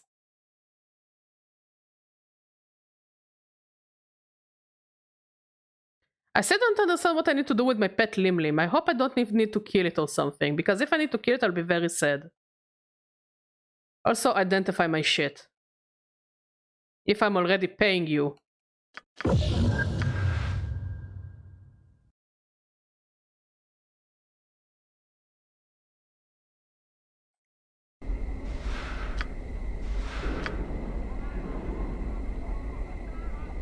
+2 to armor class, +2 armor class versus piercing attack. Remind me what you do? Rules are free. Minor copper blessing. I'll be fine.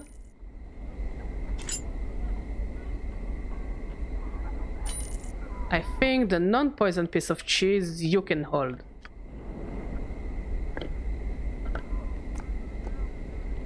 Okay.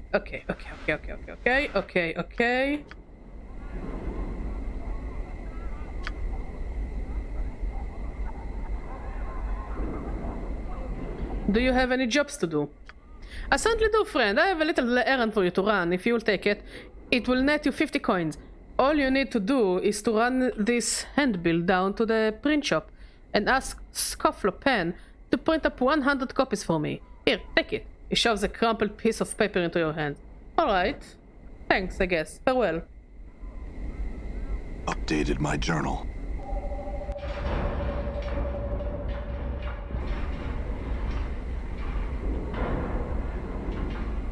Done.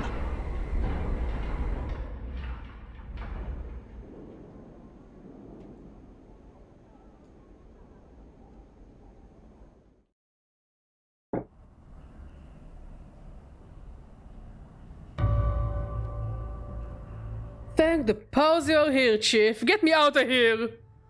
What are you doing up there? Those sweared vermin nicked me and brought me here. Come on, boss. We got to get out of here. This place is bad news. Why don't you just fall down?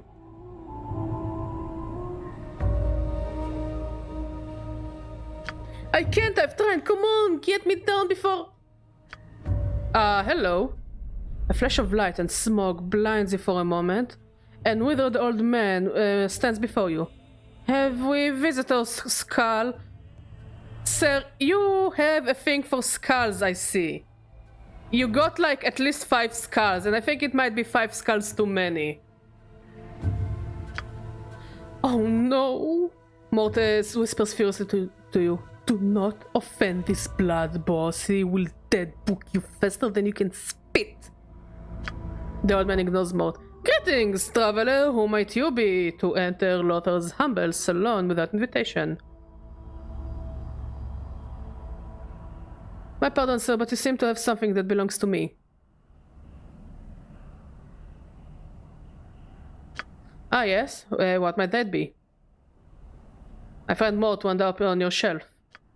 Ah, you want a chattering skull with half the grace and manners of any ordinary creature? Oof! Give me a greater skull in return if you wish it back. Lothar replies, I do not need to bargain for something that is already mine. Where can I find a greater skull? Move aside the divan in the center of the room and pass through the portal to the eastern wall in the chambers below the catacombs. The portal will remain active for your return. In the catacombs, many skulls. One of great value lies within the interred crypts of the Dustmen. Beyond the drowned nations, bring the skull to me, as my weird minions have failed to do, and I will see to it that your friend is returned to you. Perhaps I shall even answer some questions for you.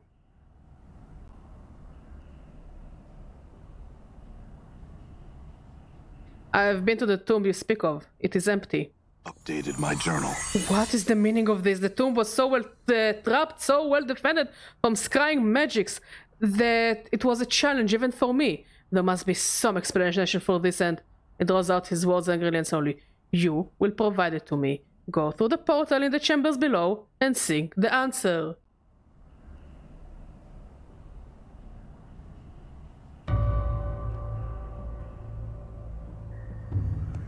It was my own tomb. Your tomb? Your tomb? He eyes you carefully. We shall investigate this more carefully. Fetch me another skull, then, as you seem attached to yours, and we shall see what answers I can provide. I feel like there was a pun intended there. Our agreement shall be as before. Do not try to deceive me with just any bone either. I am something of a connoisseur. Return when you have something of value to me.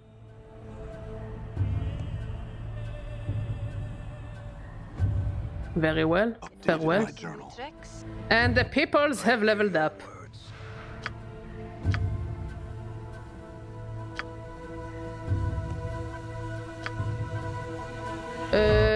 What do we want to give her? Oh, we don't want to give her anything. Let's save.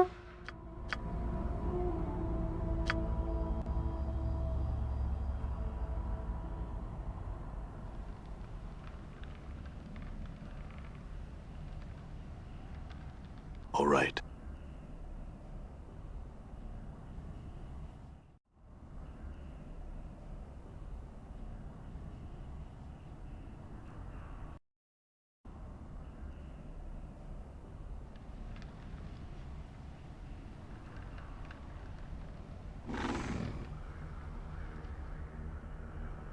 You see a half-man, half-rat hybrid. Its red eyes gleam with a certain cunning, and the voice that issues from its mouth is oily and insinuating. So, a biped comes sinking into the nest of Lothar's servant. What do you want, man? And where do you intend to go? Step lightly, intruder, and speak the truth to Mantuk. But wait, didn't you have a rat king you followed?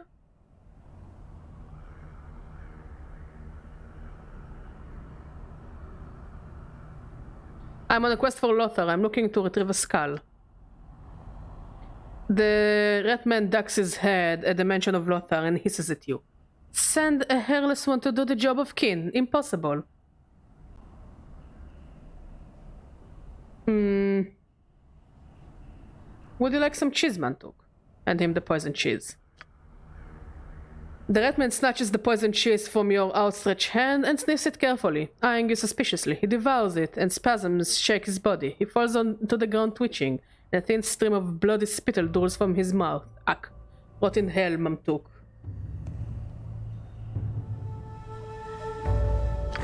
And now the rats are upset. Dagger's not working in this. Dagger's not My working in dudes, can you kill the rats? this thing.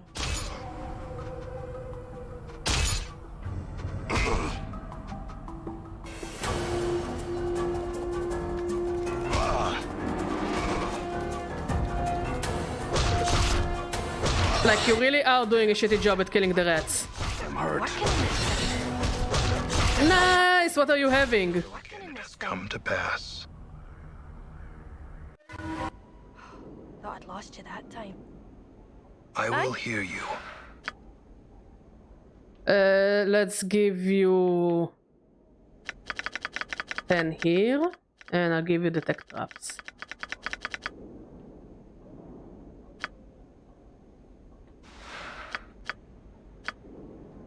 Chips is also good.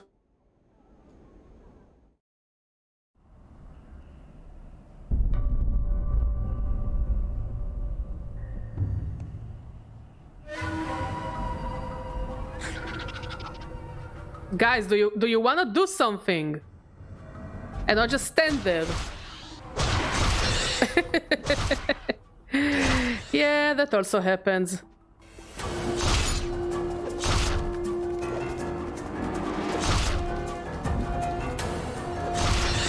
I don't know why, but this game gets very buggy. Right. Mantuk's book? Let's see, what can I get rid of? I guess I don't really need the tomb keys.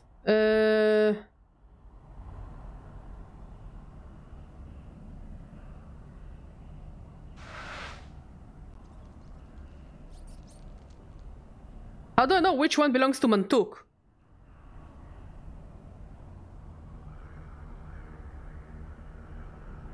Weared skull, weared skull. Skull of Mantuk, okay.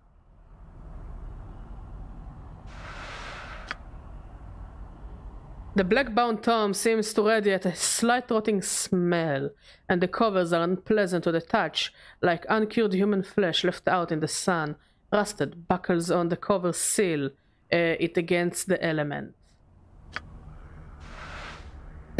Good.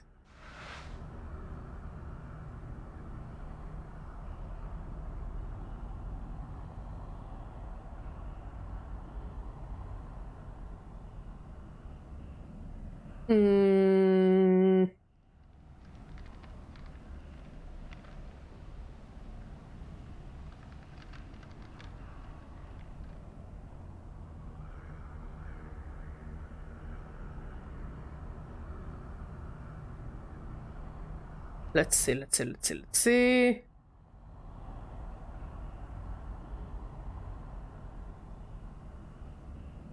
Let's return to Lothar.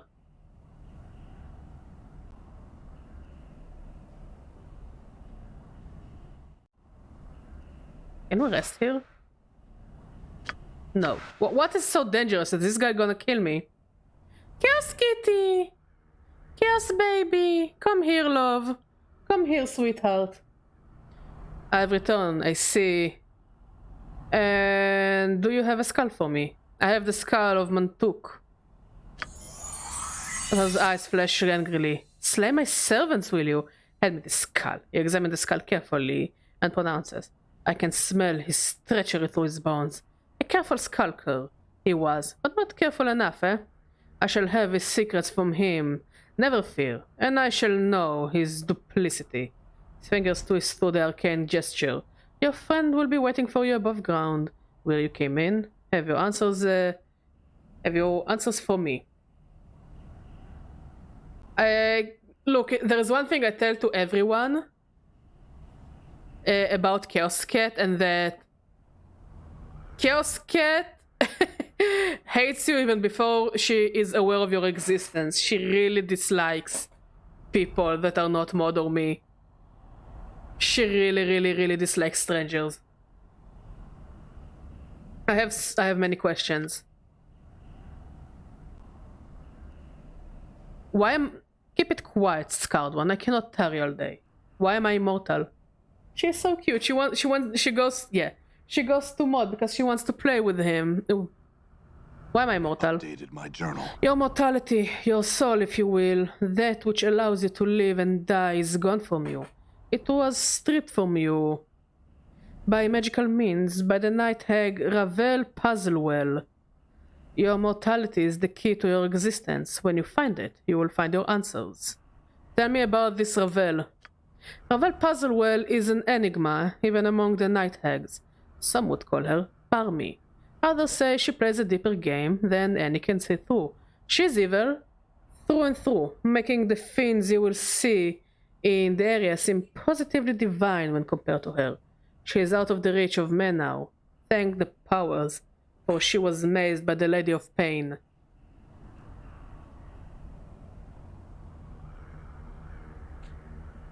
Mazed? How do I find her? Mazes are like pocket dimensions, small places between places. To reach one, you need to find a portal and a key. I do not know where the door or the key are. Perhaps you should seek some of your old acquaintances. You've certainly left a trail of them behind. They will find you, no doubt. Pray they mean you well. Perhaps you should visit the Civic Fest Hall. They have many answers there. What did Ravel do? Go for it, Mod. I mean, we bought potatoes.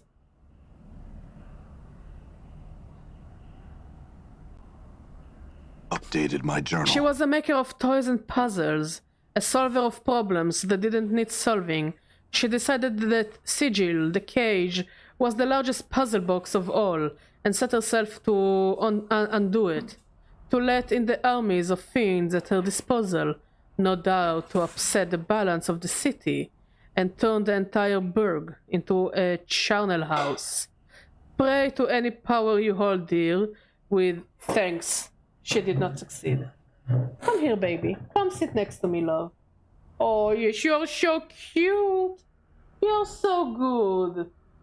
Oh, see, when they removed her gallbladder, I don't know how they did this voodoo magic, but she became so much nicer and cuddlier. I can't explain it. She's so much friendlier than before. But she still does a lot of chaos. It's like beyond chaos, there is more chaos. I'll father her then, and force her to return my mortality. Farewell.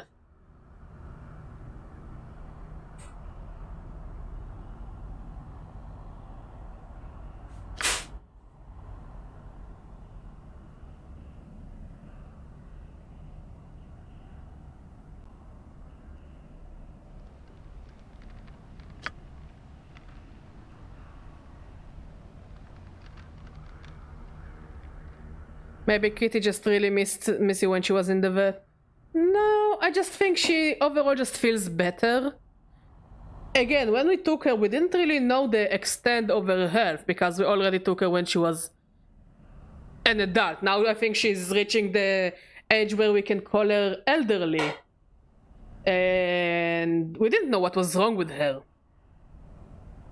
Because she was cute and cuddly, but she was also very mean to us. We didn't know she had a kidney issue. We didn't know she had gallbladder issues. We knew she had teeth issues. This is why we removed most of her teeth. And this is why she has only one tooth. But apparently she had a lot going on for her when she was on the street before we took her in. So, you know, now we are extending her life. And again, we don't really know how old she is. Who are you? I'm a goat's comb. I was a weret. Weret? How many werebeasts are there anyway? Oh, great name. Ravens, wolves, bears, badgers. Were-badgers? How do I become a were-badger? I'm a very aware badger. But how do I become a were-badger? Even crocodiles. It's like all the animals in the beastlands have a lycanthropic counterpart. It's quite interesting, really. What words are around here? Apparently, according to her, there's Mantuk and his band. I made him, and what does he do? Goes and sells me to Lothar. That's okay, though. I spilled all his secrets to the boss. Mantuk may think he's safe, but Lothar knows everything.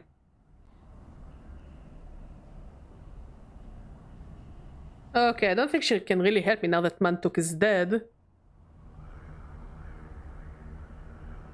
The Skull's voice is low and raspy. The sound of flint and steel. I think I've seen you before, stranger.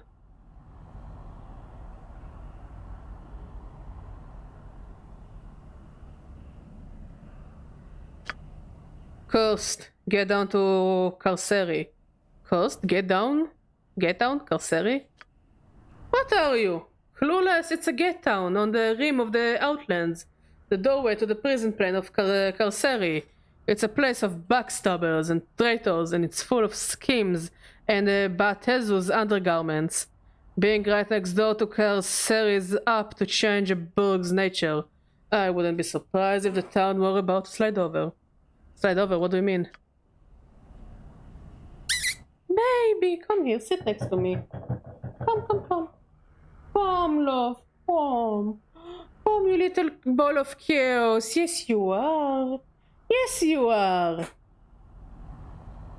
When a gay town's beliefs get too much like the plane, it borders. The force of that belief is enough to make its bordering plane swallow it whole. Happens all the time, at least when the anarchists are involved. He speaks this last with a kind of grim pride. Ooh, have fun, Shrimpy. Time about the anarchists. Well, a secret society, size of members who work alone or through this directive passes through the network of informants and leaders who remain hidden. Our goal is to tear down the power structures to free people from the lies of politicians and powers, to let all lead their own lives of their own volition. We worked in secrecy, and change our routines constantly to avoid infiltration. My time was decades ago, and so all the secrets I knew are no longer valid, except for the faces I can remember, and even those must have been changed by now. You sound like a paranoid bunch. If a society you belong to thrived on intrigue, infiltration, and the hatred of the established powermongers, you'd be careful too. It's... You also want to play the game with me, cat? Please get down from the computer, baby. Chicho! Chicho down! Chicho! She wants attention. Maybe show her the blue box so she will sit on the box.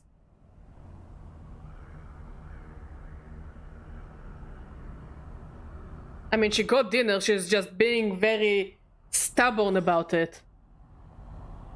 Cat, why won't you accompany Maud? Why do you always accompany me when I'm cooking, but not Maud?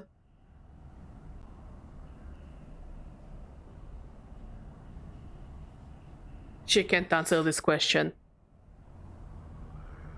So basically, those anarchist guys sound like a hashtag Joker kind of thing.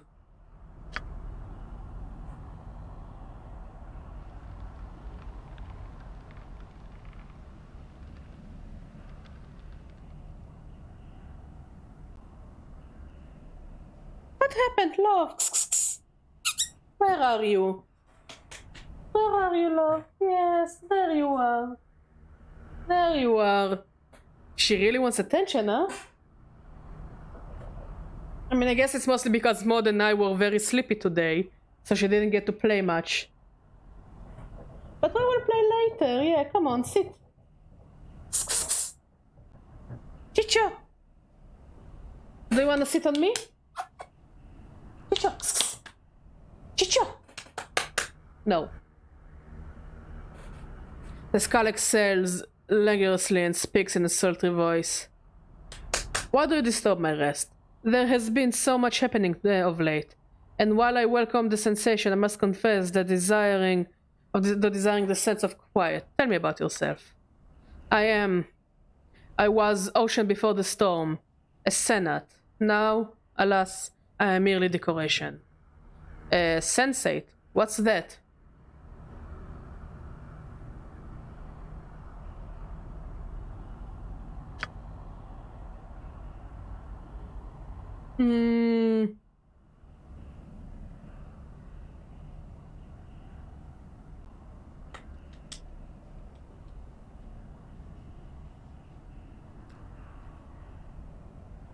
A sensate is a member of the Society of Sensation, one of the factions of Sigil, located in the Civic Fest Hall in the Clerk's Ward, which holds that the universe can be understood and manipulated only through the senses,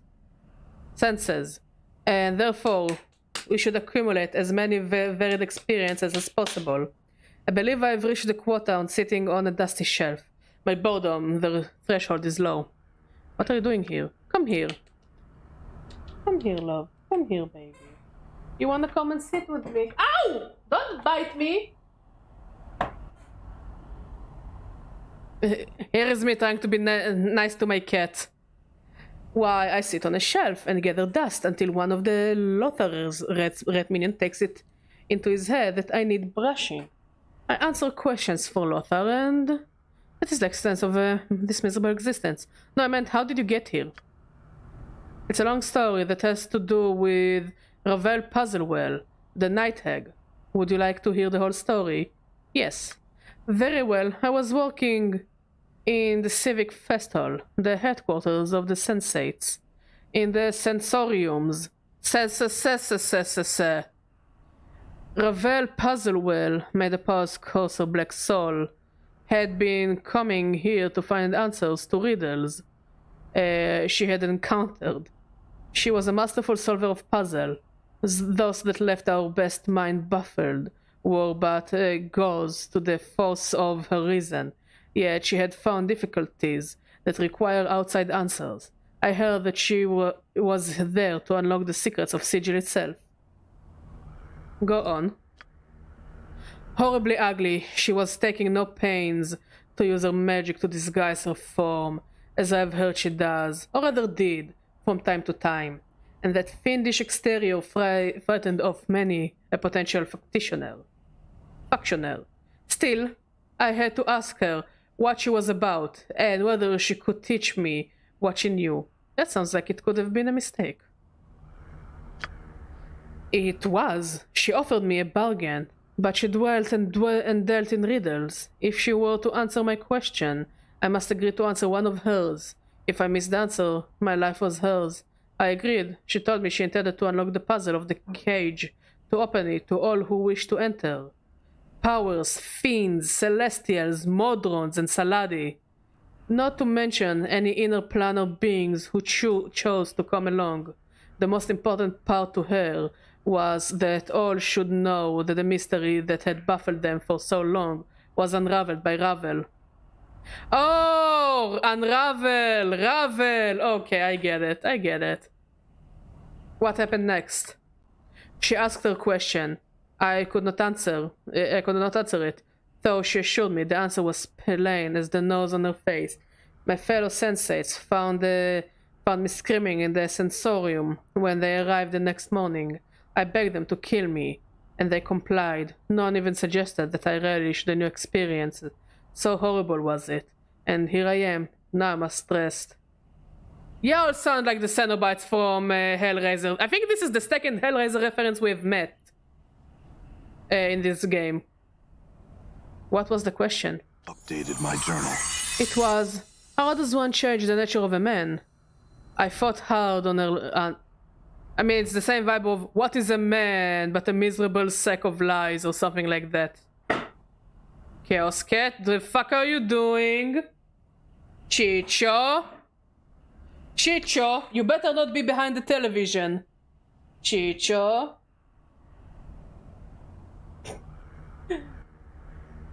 Honey, baby, you... First of all, how did you cover yourself with dust? I just cleaned the house. Come here. Come here, come here, come here, baby. Mud, I know you're trying to cook, but can you somehow entertain her? She has energy, but she really wants to play. And I'm afraid she will hurt herself.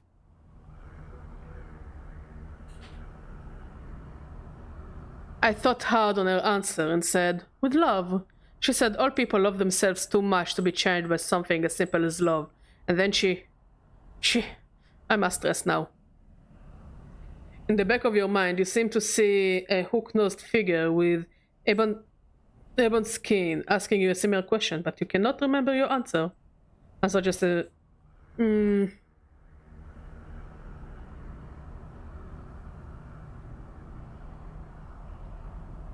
have my sympathy. Farewell.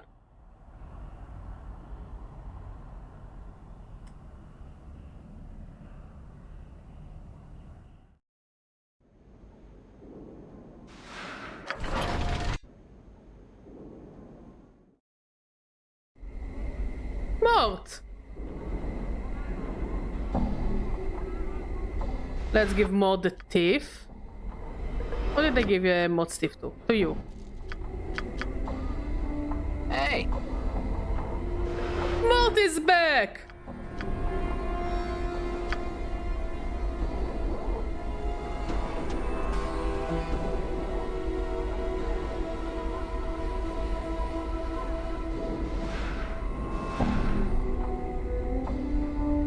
Wait, I wanna check. Apparently Mort learned a new ability.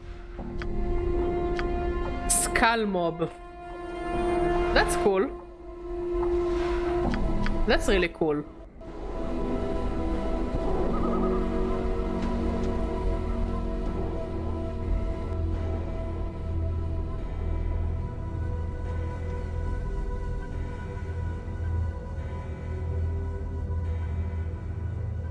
Okay, next we're looking for a pawn shop. Are you a pawn shop? Yes. Done.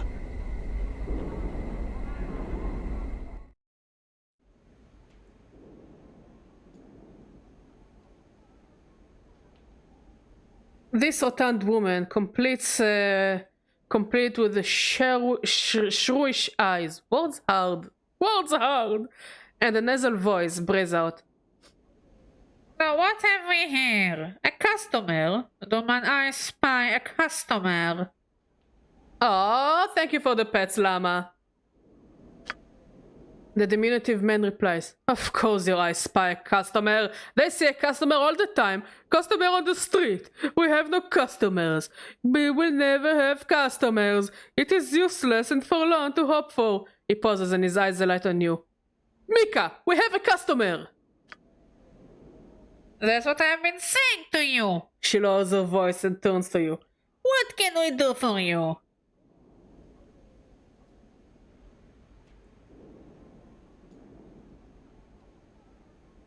Who is he? He is Broca. He's my husband of 20-some years. Though his inconstant nature makes it hard to believe he has not strayed in that time.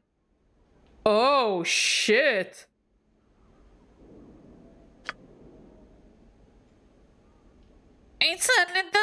It certainly does make it hard to believe. All those chances thrown away when I could have been having the time of my life.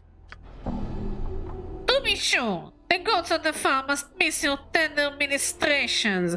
Oh shit, Mika is going straight for it. Broca purples, and the two of them fall into what sounds like the latest in a long series of arguments. Their attentions are entirely devoted to each other, and they ignore you.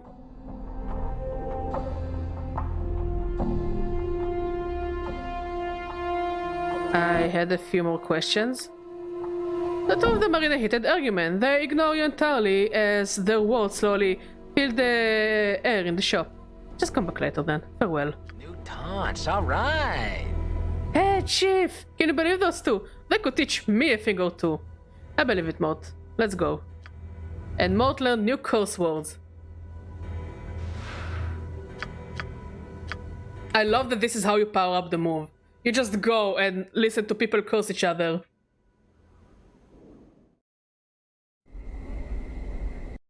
Okay, we need to go to the upper world.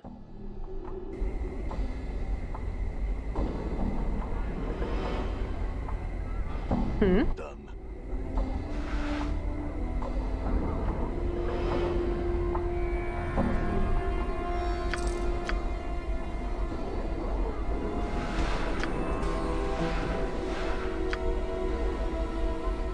That's the what way of getting stronger, and the oh. I think it should be all, you know, everyone's way of getting stronger. Just learn new curse words. Okay, we want to get to the upper world. How the fuck do I get to the upper world?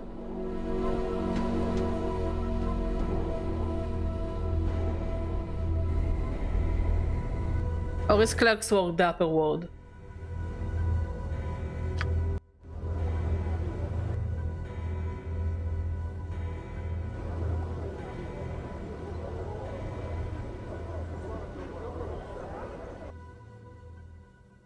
Maybe do I need to return here and just go north? Oh, okay.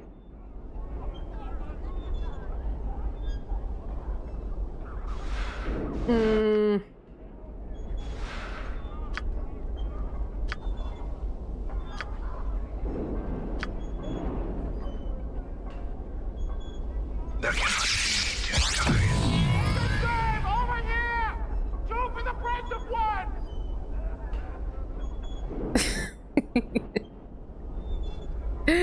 The tail is busy, as you can see.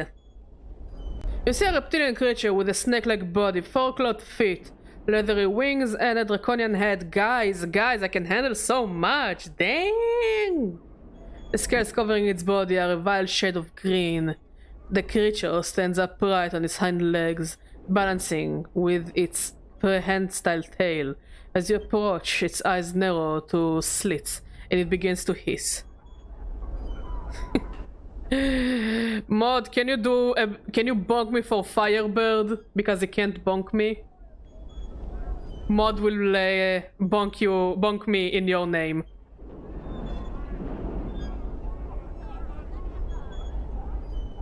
Don't say I don't think about you guys. Don't say I'm not taking one for the team. And thank you for the pets, Mod. Greetings.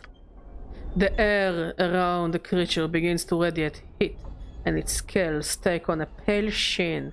It gives you a hungry look and appears ready to strike. Suddenly, it releases a flurry of hisses and relaxes its stance a bit. Sss. Go. Grossuk not talk. Told waits. It glares at you as its tail lashes back and forth. Hey, what the tail doing?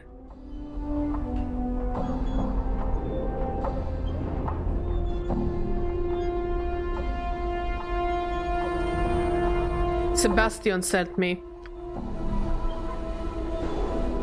The creature relaxes quite a bit and the air grows cooler. It holds out a clawed hand to you.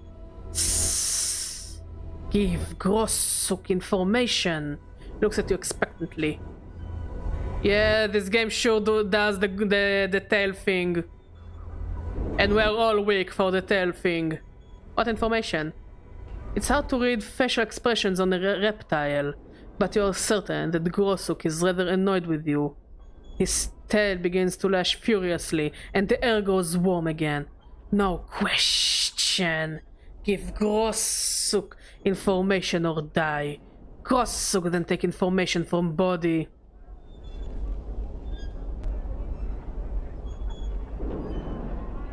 I need to know which piece of information is for you. I run errands intended for several people, you understand? He glares at you for a moment while he thinks. Finally, he gestures at a nearby tower. Siege towers. How get inside? Sebastian say he divine way. Grossuk takes a step toward you and holds out his hand. Now, give! Oh, that information. I'm sorry. Sebastian wanted to deliver that one in person. He'll be along soon. Updated my journal.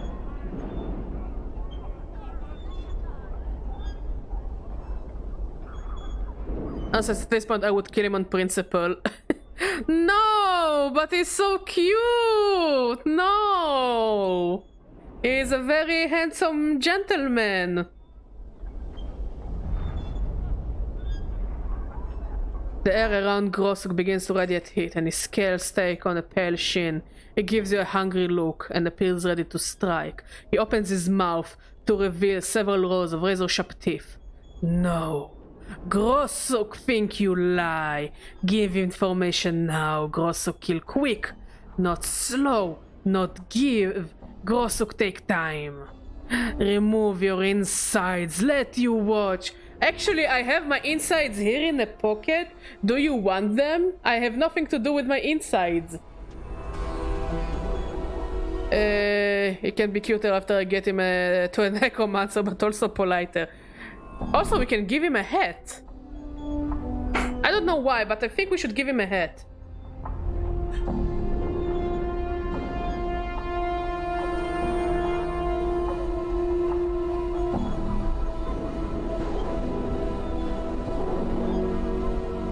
Dress him in a suit, sure. Okay, the guide really insists for me to kill him, so I guess we're gonna kill him. I'm sorry. Fine, Sebastian sent me to kill you anyway. Zombie? No, not a fedora, but I think a top hat would fit him. Wait, Balance in all things. Yeah. Litany of courses. Logic sings true. Dagger's working in this. Damn it! The dagger's working in this thing. Knowing the teachings of Zerthamon, I have become stronger. Wait, can I loot him? All right. Claw charm. Use them for whatever you will. They're right over here. Step right up.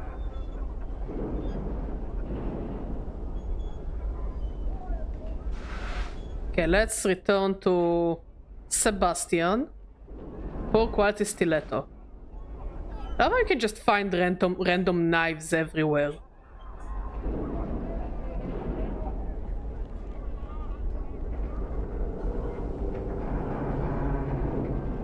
Oh, he leveled up.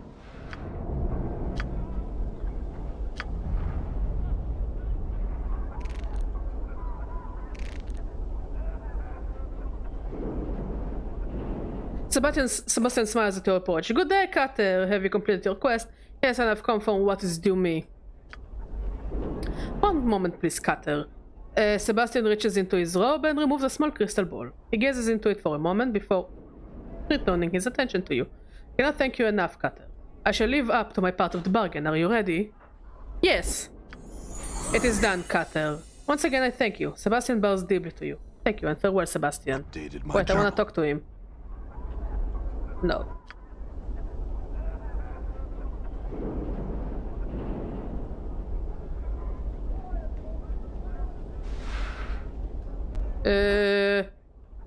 What is my level? Level 7.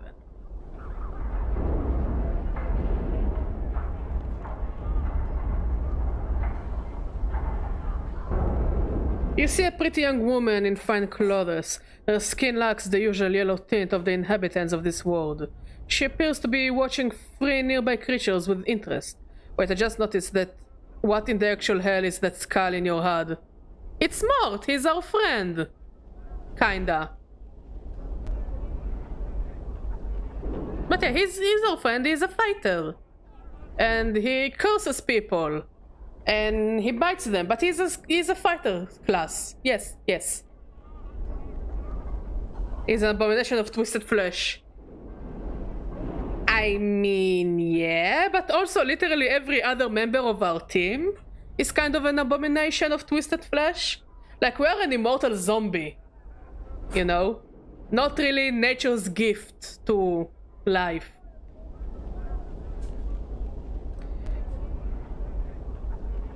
You see a pretty young woman. She appears to be watching three nearby creatures with interest. Greetings. She turns to face you, and an annoyed look crosses her face. Yes, what do you want? I have some questions. Fine, she looks irritated. What are you doing here? There's going to be a fight, and I want to see it. She smiles wickedly. Should be interesting. A fight? You see, the three Thokola over there? She points to three hulking creatures with rippling muscles. Oh, they're going to try to kill an Abishai. She snorts. The stupid oafs. I've heard of something called an Abishai. What exactly is it? Don't bonk me!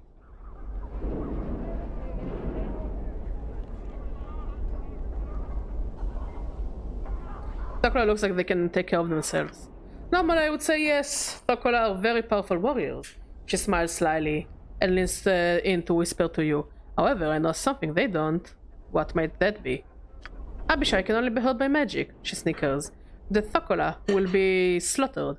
I have no doubt of it. She straightens up and watches the Thokola eagerly. I don't know if they can only be hurt by magic. She gives you an annoyed look. My husband is very high up in the Harmonium. The Harmonium guards are trained to deal with creatures such as Abishai. She looks away. That's how I know. My husband told me. Why don't you warn the Thokola? Why should I do that? She smiles evilly. I'm the one who suggested the fight. Why? My husband tries to better his social standing with his underlings by drinking with them in the local taverns. Last evening, he forced me to just such an occasion. Those three oafs were there, boasting of their prowess as warriors. It was obvious they were in a drunken stupor. When they decided to leave, one of them ripped and fell into the table I was sitting at. She pauses. Go on. She frowns angrily. Most of the drinks at the table spilled into my lap and ruined a very expensive evening gown. So while the cretin was trying to apologize, I whispered to him that I only accepted an apology of a warrior of stature. If he were truly such a warrior, he would be able to defeat an Abishai in hand-to-hand combat.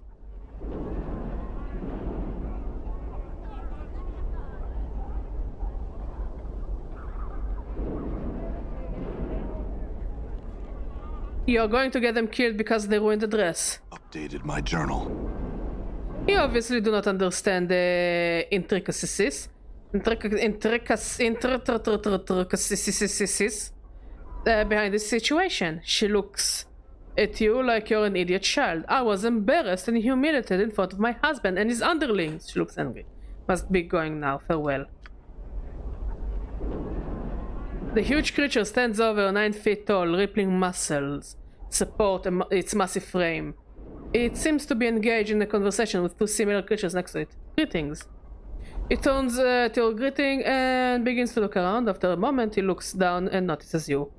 A look of confusion crosses his features. What you want of Zerb? I have some questions. He gives an apologetic look and shakes his head. Zeb not speak language well, sorry. You talk Thorpe. He gestures to one of the creatures next to him. I must say, even though they look like muscleheads, they seem very, very nice.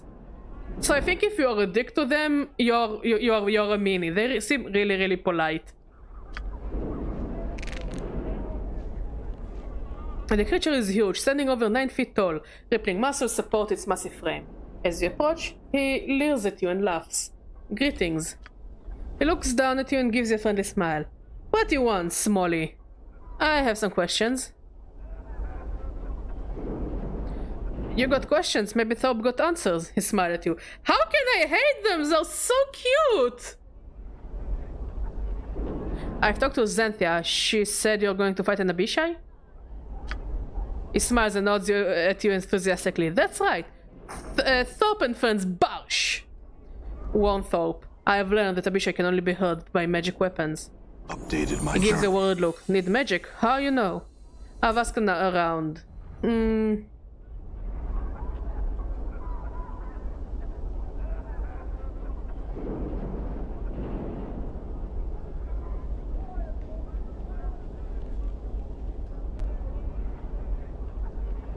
I've asked around, Thorpe.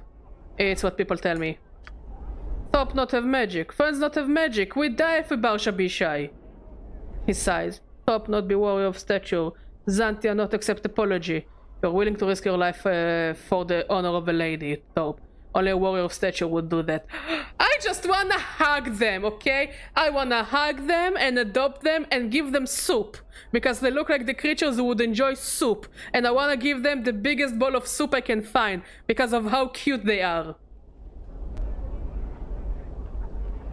What does the Sokola look like? You know, that's what sucks when the game doesn't really have, like, character portraits. So Badger makes do. What the fuck a Sokola looks like?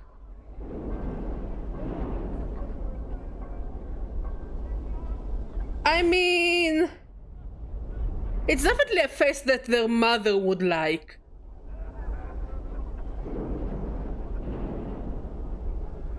Yeah, they look a bit rough, but like... They seem very friendly, so I'm not gonna judge them. I like them, fuck it. I like the Sokola. He stares at you blankly for a moment, and then a huge smile appears on his face. Really? Thorpe and friends now have stature? Yes, consider Dante's honor to be satisfied, and the apology accepted. Thorpe, thank you. You save life. You save life of friends. He turns to the other Sokola and speaks to them hurriedly. After a moment, all three bow to you, and each hands you a pouch of coins. Oh, I love them! I love them so much. I want to give them soup. I really want to give them soup.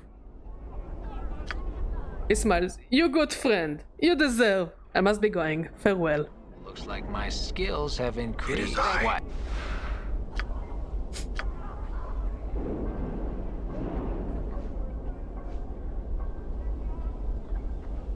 You see Xantia. She gives you a look filled with hatred. You warned me, bro, didn't you? Yes, I did what I felt was right.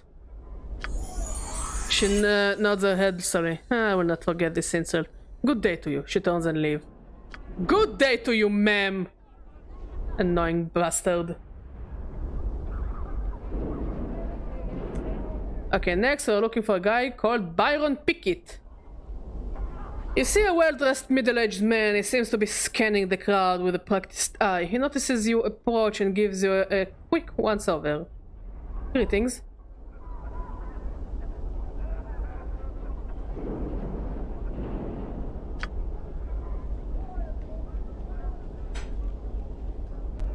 He smiles at you and gives you a barely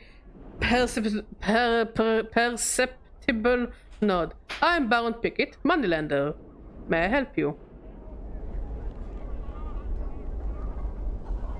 I have some questions. He says, very well, make it quick. What is this place? If you mean the world in general, it is called the lower world. If you mean this particular locale, it's the open air market. Tell me about the lower world. He looks bored. It is the home of the common people. He gestures around him. Look about you and you will see all that there is to see. Nothing of interest. Then why are you here? He smiles. The one thing these minded sods are good for is spending their money. It gives them the feeling that they are actually accomplishing something with their otherwise meaningless lives. He pauses and looks about with disdain. Go on. He shrugs. Where there is money, you will also find merchants and thieves. I help provide the merchants needed to relieve them. He gestures about of their hard-earned money. He smiles at you. Merchant thieves who helps provide them. Not I. He gives you a calculating look and smile. Why do you ask? Call it curiosity. He laughs. Such curiosity can be dangerous, even fatal, if one isn't careful.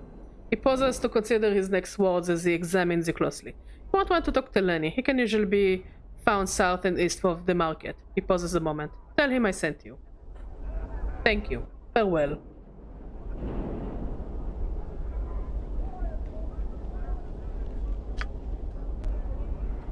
Well, I'm not going to work on my thief class. I think I'm gonna stay as a fighter. Because I'm a basic bitch like that.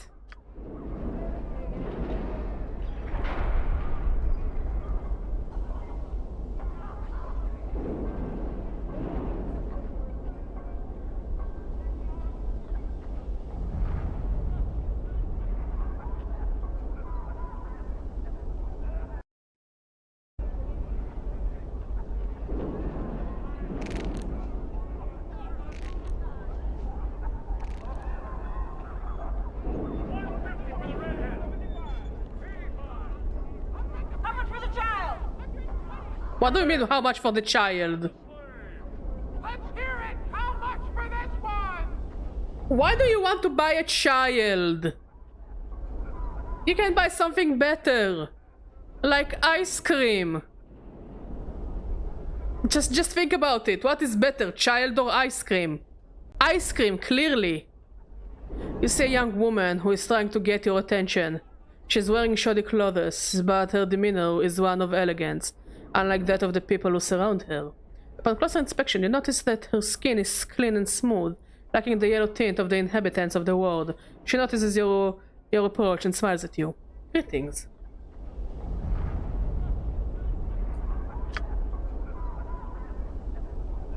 I thank the powers that you noticed me. I'm in need of the services of a mercenary. She pauses and examines you more carefully. If appearances are any indication, you would seem to be such an individual. What exactly is it that you want of me? She nods to you. The heart of the matter is that I am to be sold into slavery for a crime I did not commit. I am in need of a champion, someone who will help me prove my innocence and free me from this fate.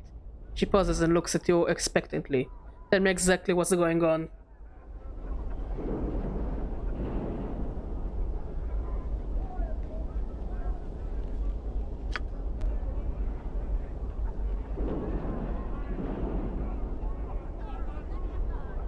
She thinks for a moment. This is long in the telling, Cutter. Please bear with me. Go on. She sighs as she begins her tale. My husband died recently and left me his business. I am not business oriented, so I decided to sell. Not long afterward, I was contacted by a lender saying a loan on the business had not been paid. She pauses to gather her thoughts. Go on.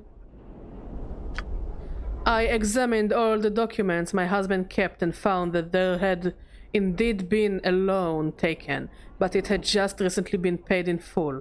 I explained this to the lender and, a few days later, he asked for a copy of the document. It was nowhere to be found. She looks concerned and pauses to think. Go on. Well, when I could not provide that the loan was paid, the lender took me before the court. My monies were taken and applied to the balance owed. Since I did not pay off the loan, I am to be sold on the block to try and recover the remaining amount due. She gives you a forlorn look.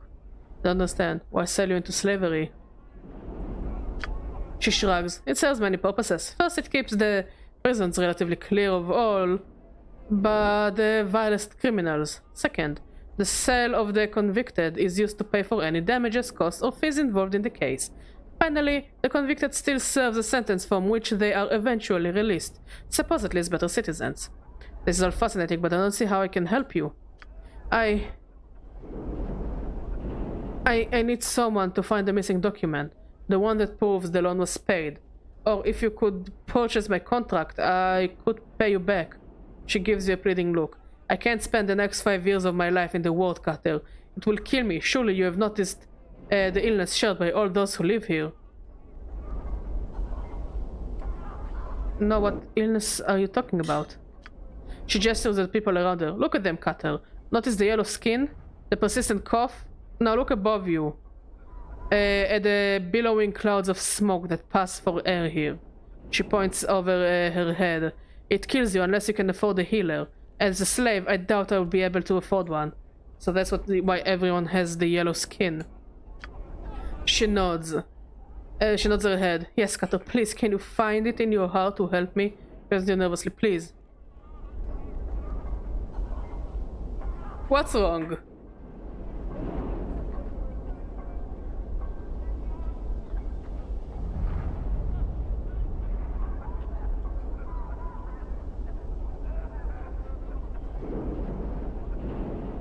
Yes, I'll help you, but I have some questions, though. Updated my She nods journal. her head eagerly. Ask anything. What's the lender's name? You got the Finlandia, and what did you get as a snack? And candy and apple juice. Oh, that's cool. What kind of candy? Look, the candy is the meat of it, you know? We care about the candy. What's the lender's name? I know his name well, Cutter. After all I've been through, I will not likely forget it. She gets a faraway look and then shudders for a moment. Byron Pickett is his name. She pauses for a moment. And his associate may be someone named Lenny. Ooh, Mike and I actually like Mike and Ike. Wait, Mike and Ike is vegan? I thought it has gelatin.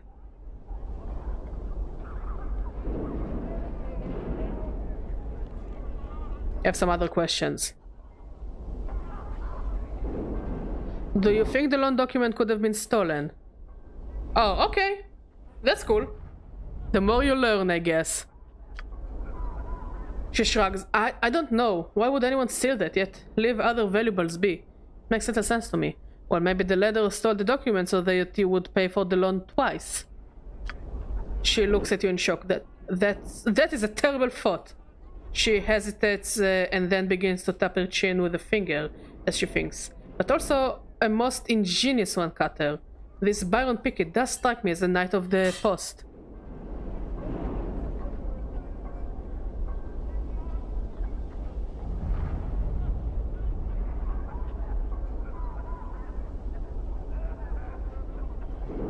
It's good. It's really good.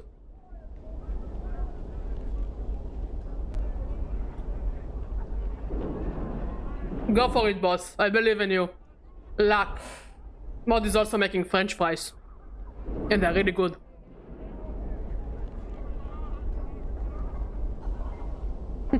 You're going to feed me French fries? Ah! Careful, it's hot!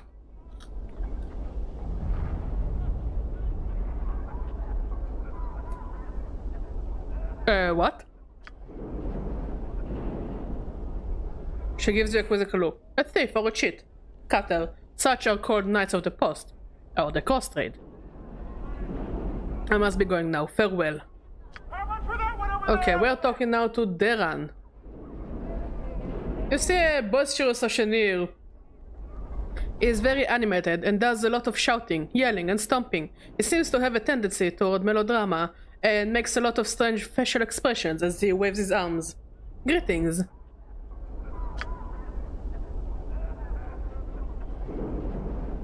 He glances at you and motions to the crowd that is taking a break. What crowd? I'm the only one here. What 1,000 good do I bestow on you, sir? He does a double take when he notices your scars. You know, I take one look at you with my discerning eyes and I see a man in the market for some healing charms. I have some questions. He shakes his head. Little time for such wigwag, friend. There is dealing to be done. Speak quick. I want to ask about Trist. He frowns for a moment and then shrugs. Very well, sir. What about Trist?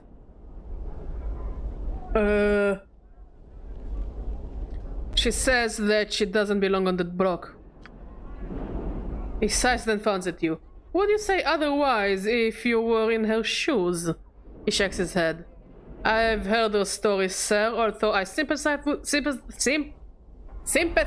the lady. There is nothing I can do without evidence to back her up. What if I can prove she's innocent? He laughs and looks at you mockingly. As an agent of the courts, I could go before them with new evidence and have all judgment against Trist reversed. Do you have such evidence? Not this time.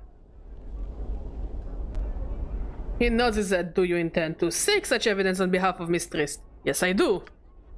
He stares at you for a moment, trying to gauge your seriousness. Very well. I will not ocean Trist for now, sir. Good luck in your endeavor. Now, leave me be and get to it. Thank you, sir.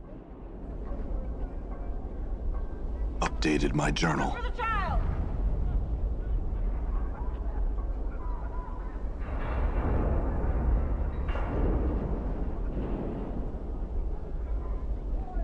You see Byron Pickett, the moneylender. Back again? I want to ask you about Trist.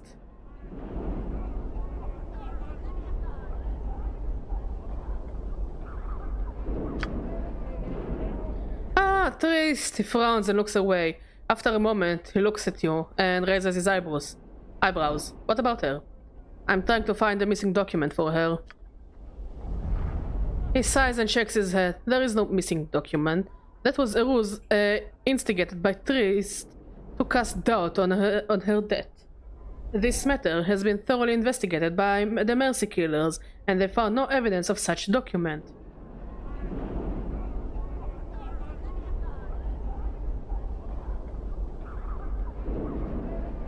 The Mercy Killers. Yes, a faction of fanatics dedicated to uncovering the truth in criminal cases and handing out justice. They are often used as investigators by the Curse of Sigil. They are quite thorough when they found nothing. He glares at you. They could have missed something. That is a possibility, but not very likely. You obviously are not familiar with the Mercy Killers or their methods for you to make such a statement. If you could not find the document, then it does not exist. He looks at you angrily. Someone could have stolen the document and then destroyed it. That way the loan would be paid twice. Updated my journal. For a moment he looks as if he is about to be furious with you, then a gloating smile crosses his face. What a terrible thought. Pity there is no proof of any such activity. He continues to smile at you.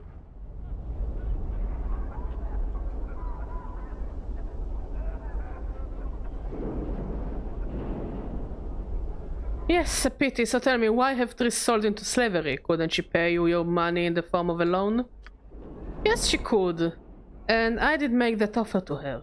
He looks at you sternly. However, she turned me down. I don't allow second chances. No one turns me down without suffering the consequences. No one. No, I have had enough of you to last a lifetime. Answer no more of your questions. Now, pike it, sword. He turns away from you.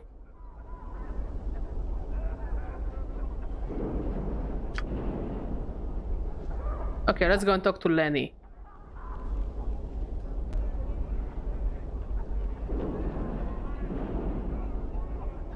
You see a fairer-looking young man in shoddy clothes. His eyes dart about as he scans his surroundings. He notices your approach and begins eyeing you warily. Greetings. Looks you up and down, then glances about, returning his attention to you. He gives you a wicked grin. You at best have a good reason for disturbing Lenny, Burke. I have some questions. He laughs at you. I ain't no doubt. If you've got questions, go find one. He smiles his broad on. You would best push off before I have to bleed you. What if I told you Byron Pickett sent me? He stops smiling and examines you for a while. His eyes linger on your scars, and he swallows slightly. After a moment, a frown settles on his face, and he appears to be nervous. Pickett sent you? Why? He said you could answer some questions. He frowns. What questions? You notice he looks rather tense.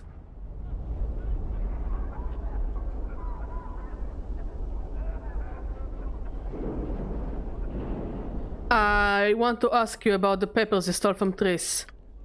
He swallowed hard and stares at you. You notice his muscles tense, and it looks like he is ready to run.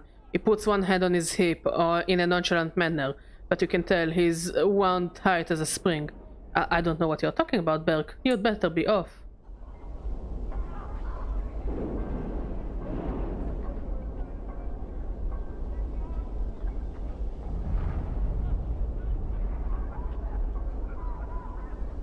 You know what I'm talking about, Lenny. Byron had you steal some papers from Triss.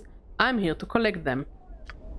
He swallows hard and the corner of one eye starts to twitch. He glances at the scars that cover your body, then tries to meet your gaze. But cannot. Collect them? I destroyed the papers after I nicked them, just like Byron told me to. He finally meets your gaze. Really? Then why are you so nervous, Lenny? Let me guess, Byron thinks you destroyed the papers, but maybe you didn't. Maybe you kept them. It's a blackmail material, maybe? He stares at you for a moment, then suddenly turns to run. Grab him before he gets away.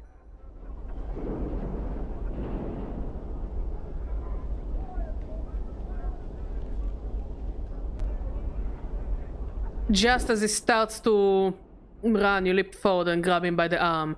He struggles for a moment but cannot match your strength. Finally, he goes limp in your grasp. Alright, I didn't destroy them. I'll give them to you. Just let me go. Why did you keep them, Lenny? Blackmail, I assume? He snorts and gives you a defiant look. I keep them so I could turn stag on your boss Pickett and keep Triss off the block. He shakes his head. Blackmail my arse.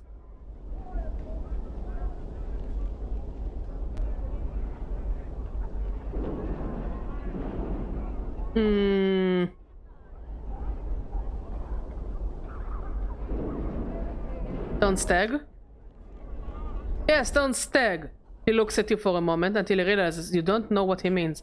It means I was going to turn him in, betray him to the harmonium. Why don't stag on him? He looks at you with some pride. I may be a thief, but I do have some standards. I won't kill some poor sod, and I won't do what Pickett did to Trist and her husband. Shakes his head and looks away. I told your boss that what he was doing was wrong, and he laughed at me. By the way, Pickett is not my boss. He stares at you in disbelief. You serious? I thought... What is it? He watches you closely for a moment and then laughs. You gave me the pill, so I'd spill the chant to you. Shakes his head and looks at you with respect. Good job, Cutter. Let's go get the papers, Lenny. Shakes his head sadly. We can. They're in the warehouse and they're not open for business right now. Rumor has it there is some sort of management change going on, but I don't know if that's true. In any case, I can't get the papers. He looks at you sheepishly. That's why I haven't helped this myself, Cutter. I can't get the sorting papers.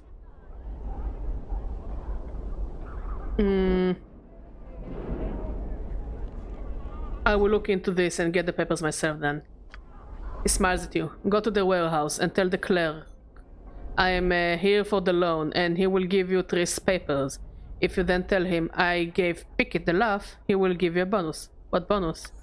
He laughs. Evidence, Cutter. I'll take Pickett off the street for a long time if you give it to the right person. He thinks for a moment. If there's someone in the harmonium you think you can trust, give it to them. Alright, farewell. Updated my journal. Okay, so far so good. Let's go to the warehouse.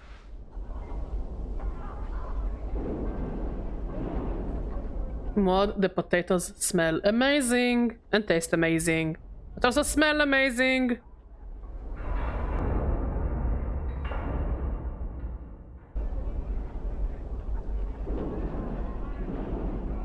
Get your slave over here! 2 for the price of 1! I'll take him! I'll take him! The fuck are you supposed to be? Also, where are you going?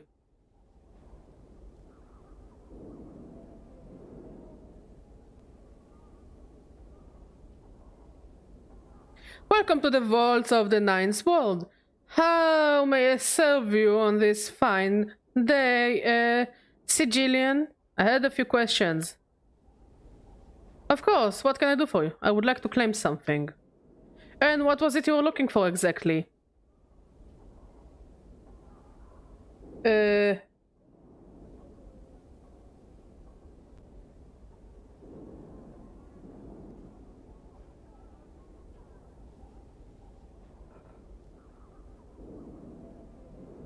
I was looking for a large bag of coin.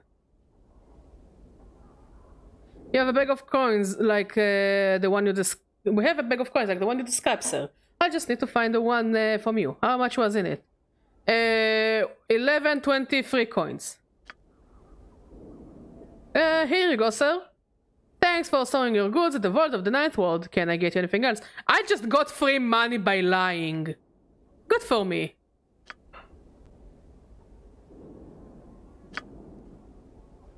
I was told to tell you that I gave Pickett the laugh.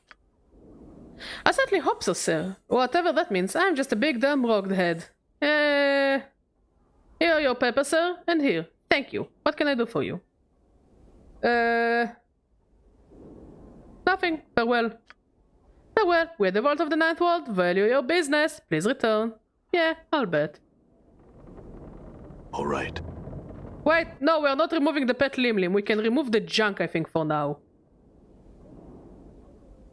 The limb stays.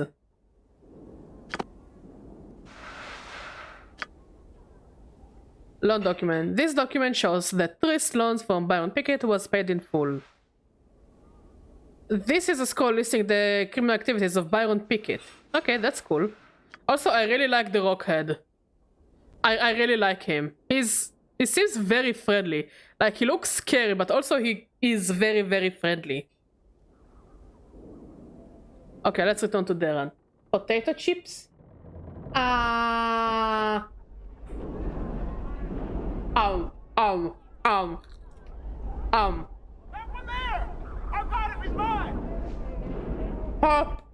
Hot.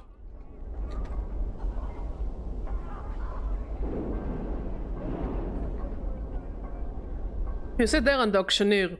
He smiles at your approach. Well, met again. What can I do for you on this glorious smoke-ridden day? I want to ask you about Trist.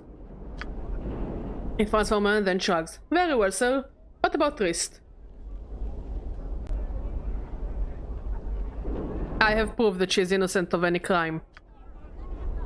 He smiles broadly and laughs. Very well, show me the evidence. He holds his hand out to you. Give him the document. He opens the document and quickly scans its contents. After a moment, he sighs, then folds the document and puts it inside his shirt. It seems the court owed Lady Trist an apology, sir. From this moment, she is free, and I will make all the arrangements to have her status and property returned to her. Thank you, Darren. Updated my journal. No, thank you. It's a rare individual who will do what you have done. He bows to you. Excuse me, I must speak with Lady Trist. Farewell. He begins walking toward Trist. Farewell. You there! Bid on the slave! Let's hear it! How much for this one? I'll make this open there! Trist smiles at you warmly. You're my savior, Cutter. I will forever be in your debt. 120! Give me that little girl! I was happy to help you, Trist. Thank you, Cutter. She glances about and then pauses to think for a moment. You have saved me from a certain death, Cutter. A slow, painful death. She frowns as she thinks. Please wait here. I shall return shortly. She turns and walks away. All right, Trist. You see Trist approaching. She smiles and waves at you.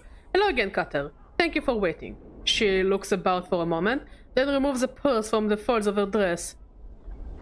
With the document you have provided, the courts will restore my status and finances.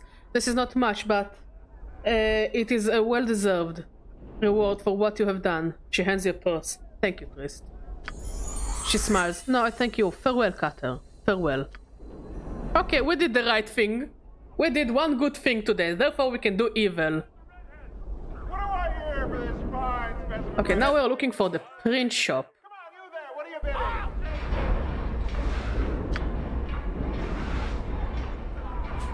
All right.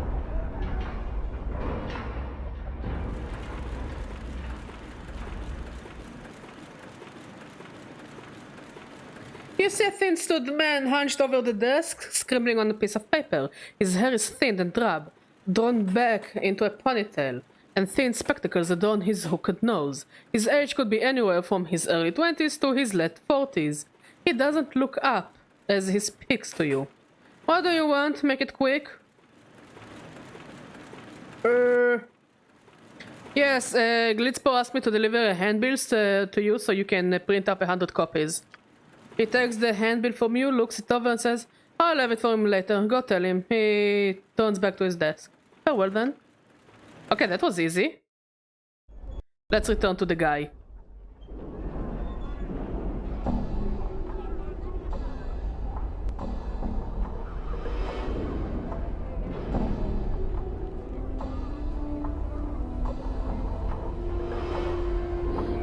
Once again, you come to me once again. There must be something I can do for you that my brother Darren cannot, eh? Huh? That handbill is printed. It's printed? Terrific. I knew you were the man for the job. Here, take this message to Keldor of Durian at the Foundry. I'm sure you'll be glad to receive it. And you'll be glad for the 100 coins you get in return. Alright. Thanks, I guess. Farewell. Updated my journal. Okay, so far so good.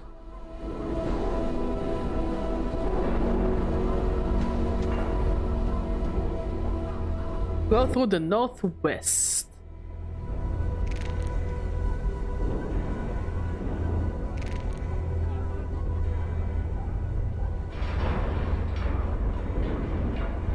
I'm gone.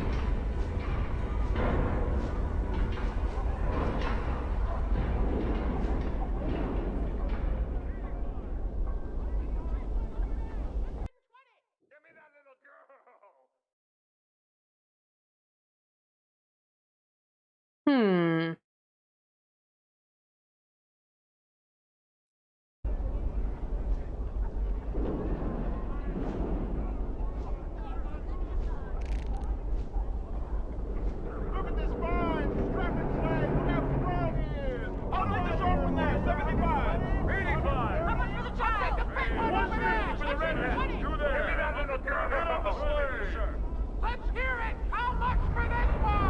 like I need to go through here somehow.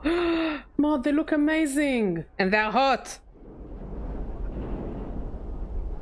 You see a burly bored looking guard. State your business, please. I have a message for Keldor from Glitzpur the Auctioneer. Thank you, sir. You'll find him in the Great Gosman Hall. He opens the gate for you. Thank you. Yeah, we're looking for a man named Corvus.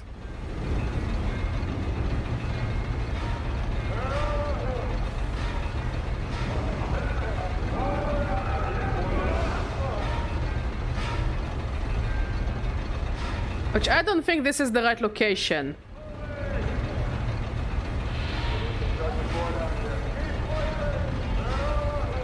Maybe I need to open this door?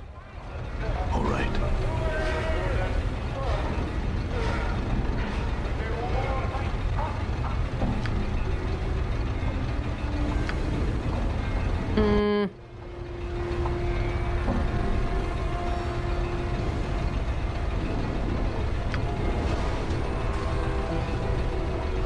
Here's the main meeting hall just through the door on the right side of the main foundry. Sound doors can usually be found in the rooms to the rear of the hall. Thanks.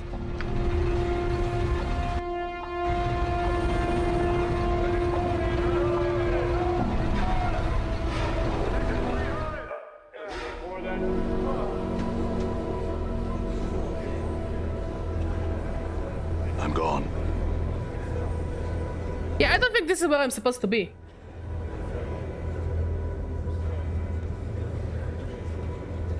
But I mean, at least these guys seem kinda nice. Which is refreshing, not gonna lie. I mean, with all the assholes we've met so far. This is indeed refreshing. Yum, yum, yum, yum.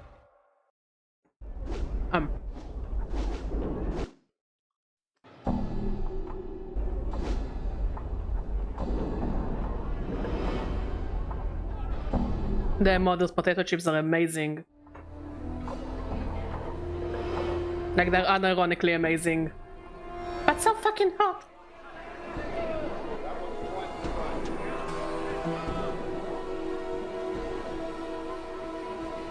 You see a tall man in plate armor. The armor is of unusual construction, with spikes flaring from the shoulders, elbows, and forearm. Hands, knees, and toes. Hands, shoulders, knees, and toes. He nods at your approach, but then his eye wanders about the market. Good day, citizen. I'm Guard Corvus. Greetings. How may I help you, citizen? He gives you a friendly look, but glances over your shoulder. I have some questions. He nods to you. I will help if I can, citizen. He looks about the market expectantly. Do you know someone named Byron Pickett? He frowns and nods his head. Yes, I'm familiar with Byron. I have evidence that proves he's involved in criminal acts here in Sigil. He looks at you with interest. Oh, may I see the evidence? Give him the evidence. Updated my journal. He examines the paper thoroughly and then folds them and put them away. He nods to you and smiles. Excellent work, citizen. These documents are quite detailed in their content. I personally see to it that Byron Pickett is taken before the courts. He salutes you, then returns to leave. I shall return shortly. Alright.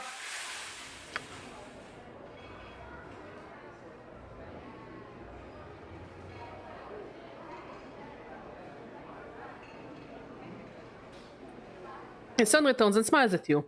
The deed is done. Pickett has been removed from the street. The evidence has been presented to the court, and soon he will stand trial. He gives a slight bow. Once again, I thank you. My pleasure. I have some questions. He nods. He nods at you. I will help you if I can, citizen. He looks about the market expectantly. Try to see what he's looking at.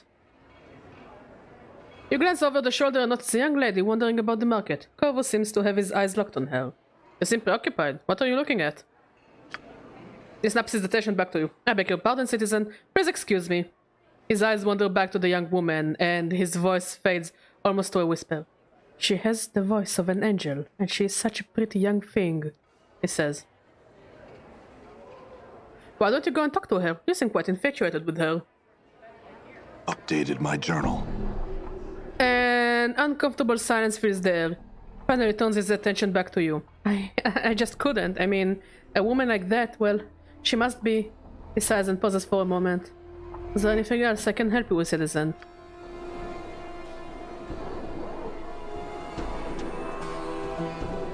Okay, let's help the kid. Let's help the kid. Let's hit on her for him. I'm gonna be a good guy. I'm gonna be genuinely a good guy. You see a pretty young woman wearing simple clothes. She wanders about the market and examines everything, but does not make any purchases. You notice the people seem to be avoiding her, but they try not to make it obvious. She flashes you a warm smile as you approach. Oh, thank you, Maud. Corvus is absolutely me zoning out and forgetting what I was doing. Corvus is totally a big... is a himbo with a crush, and we love himbos with crushes. Because, you know, the right himbo is the himbo that will treat you good. You just can look at him and see that he will treat a lady right. Oh.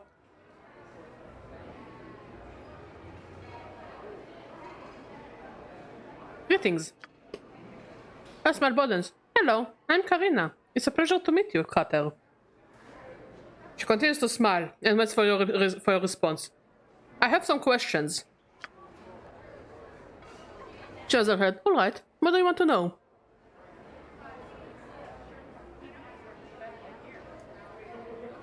Where can I buy some magic?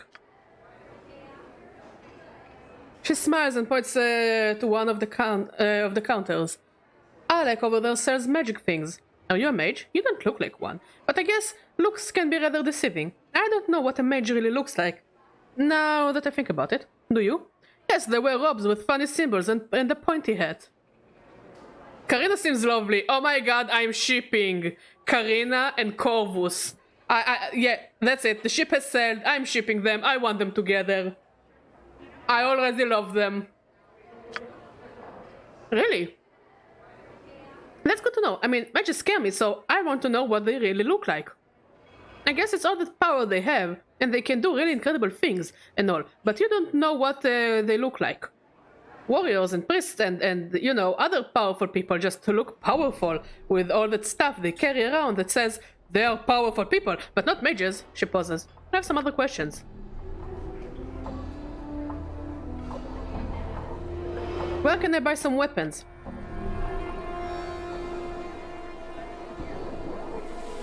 She smiles and points to one of the counters. Anza over there sells weapons. All kinds of weapons. Are you a warrior? How silly of me. Of course you are. I mean, how could you not be with all those scars? Oh, I'm sorry. I shouldn't have mentioned those. You're not sensitive about them, are you? No, I've got used to them.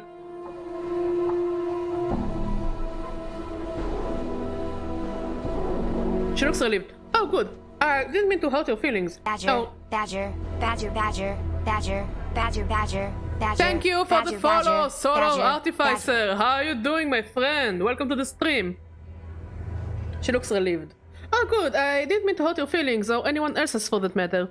You just have to be careful what you say to someone, you know? I mean, people are different, and you never know what may offend one person, may not offend another, so... anyway, she pauses for a breath and smiles at you. I have some questions. You, really like to talk, don't you? She shuffles her feet and looks embarrassed. Well, I've been told that I probably talk a bit too much, and well, people tend to avoid me, and I don't really have any friends or male friends courting me. Sometimes I get lonely. Her voice gets slower and lower, and there she is finally silent. She stares at the ground at her feet. No! I don't think you're a bad person, Karina. I happen to like you. Updated my journal. She gives a hopeful look. Really? Thank you so much. I don't know your name. I am Adan. She smiles. Thank you, Adan. It's nice to know I have a friend. Farewell, Karina.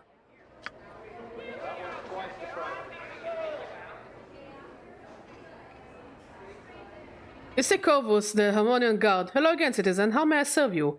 He glances over your shoulder and seems to be looking for someone. Oh.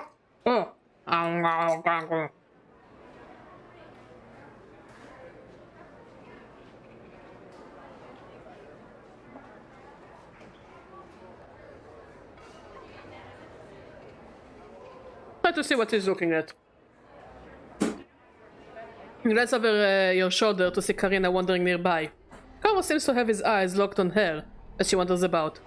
Her name is Karina. He snaps his attention back to you. I beg your pardon? You know her, citizen? He looks at Karina again. Voice of an angel and such a pretty young thing. Yes, and she is also lonely. I'm certain she would welcome the company of a gentleman.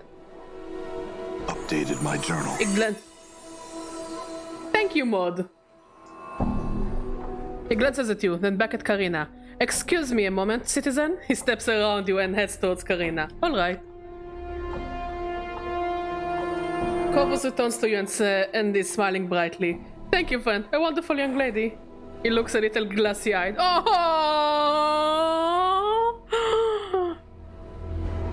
This is so cute. Farewell, Corvus.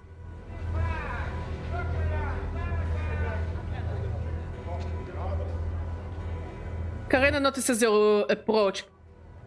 Beams you a happy smile. Hello again. She looks like she is about to burst with excitement. Thank you so much, Cutter. I'm so grateful for what you did. What do you mean, Maud? What did I do, Karina? She laughs. You sent Corvus my way. I know because he told me so. He was afraid to approach me. So I had a list of suitors. Well, what I meant to say is thank you. She gives you a hug. Oh! Yes, this is indeed a cozy and wholesome game. Oh, I wanna cry. This is so cute. I hope Karina and Corvus marry. Honestly, the quests are amazing and the plot is really cool. I really like the plot so far. You're welcome, Karina. I wish the two of you happiness. Thank you, Cutter. I hope you find happiness in your life as well. Amen. I wish all of my viewers to find happiness as well. Just like Corvus and Karina.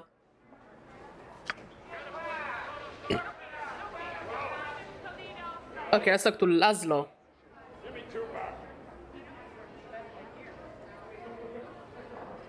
You see a young boy with pale yellow skin, his clothes are dirty and in need of mending. Currently, he's tending a furnace. Greetings. He turns and gives a half smile as he sets down his work. Hell, do you need some help? Yes, I have some questions.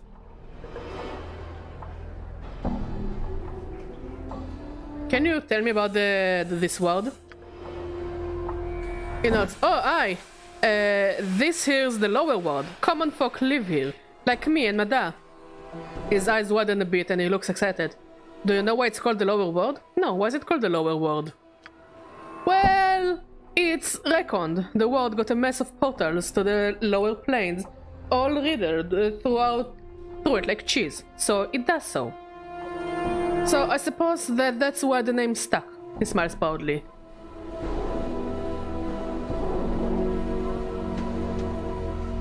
Do any creatures come out of these portals? His eyes grow a little wider. Aye, they do. Most of them just stopping through. He smiles nervously and looks worried. You look nervous. You have seen this yourself? Aye, I've seen it. He pauses and smiles again. It was just last week or so. I saw a couple Abishai come from through the portal. They talked a good bit, and then one of them went back through. The one that stayed is still there, he found. What were they talking about? I don't know for sure. To me it was just hissing and such. But I think they was talking about the tower, he shrugs. The tower. Updated my journal. Aye. There's one of the strange sights to be in the world. No one really knows how long this scarred old tower has been around. You can't get into it, you know.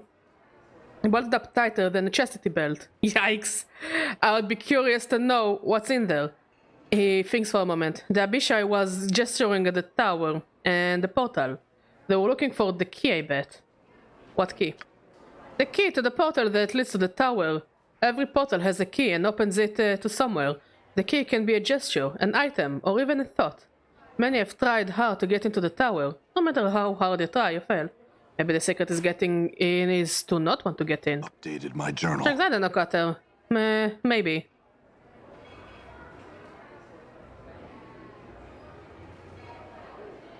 Tell me where this portal is located. Updated my journal. He stops to think for a moment. There's a drawbridge, like a contraption, back of the tower, east of the market. That's where it is. He gets a faraway look. I must be going. Farewell.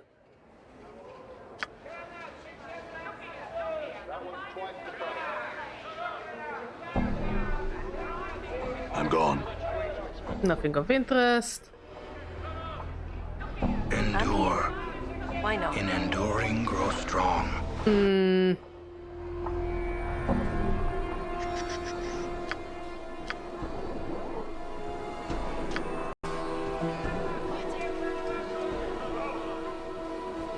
I'll take this, if you don't mind.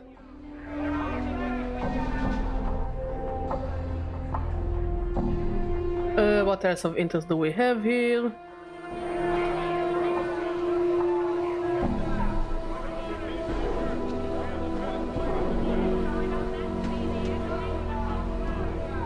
Let's see what Anze has to sell.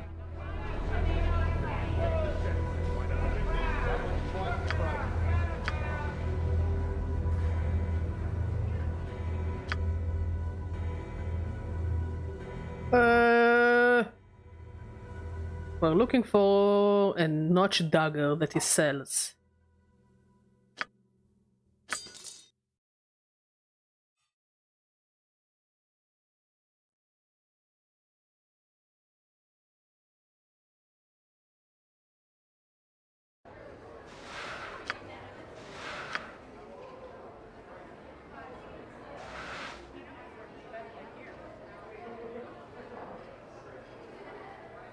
Right, I bought the notch dagger, didn't I?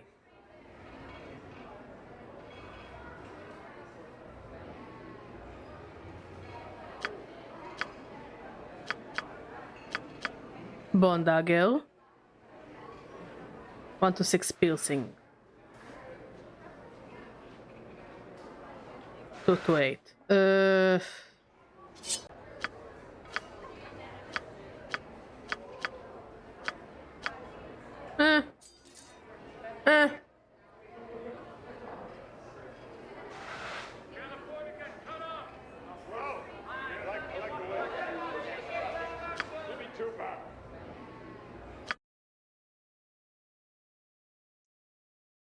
Okay, let's buy this. And let's buy this.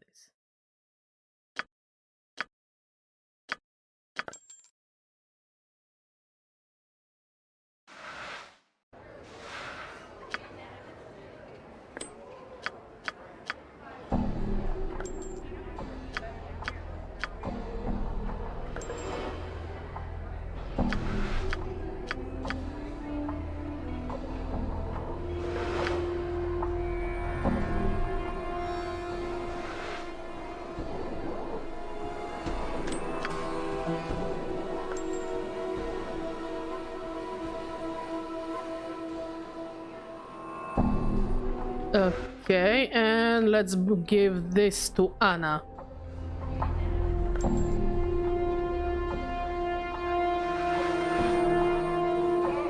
Also, let's see, do we have...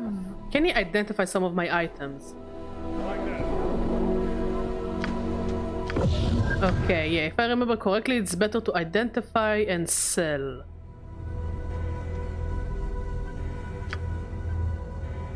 There we go.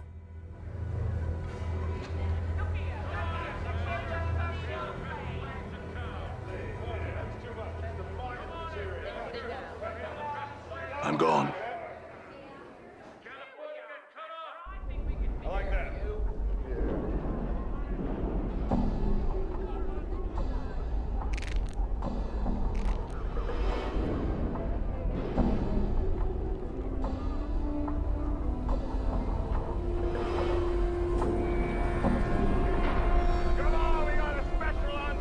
Okay, I think we will save here and call it a stream.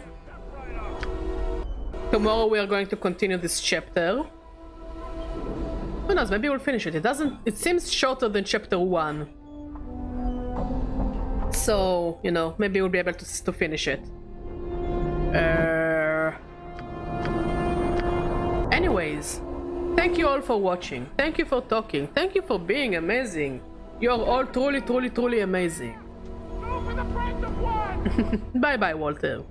And I'll see you all tomorrow. Bye bye.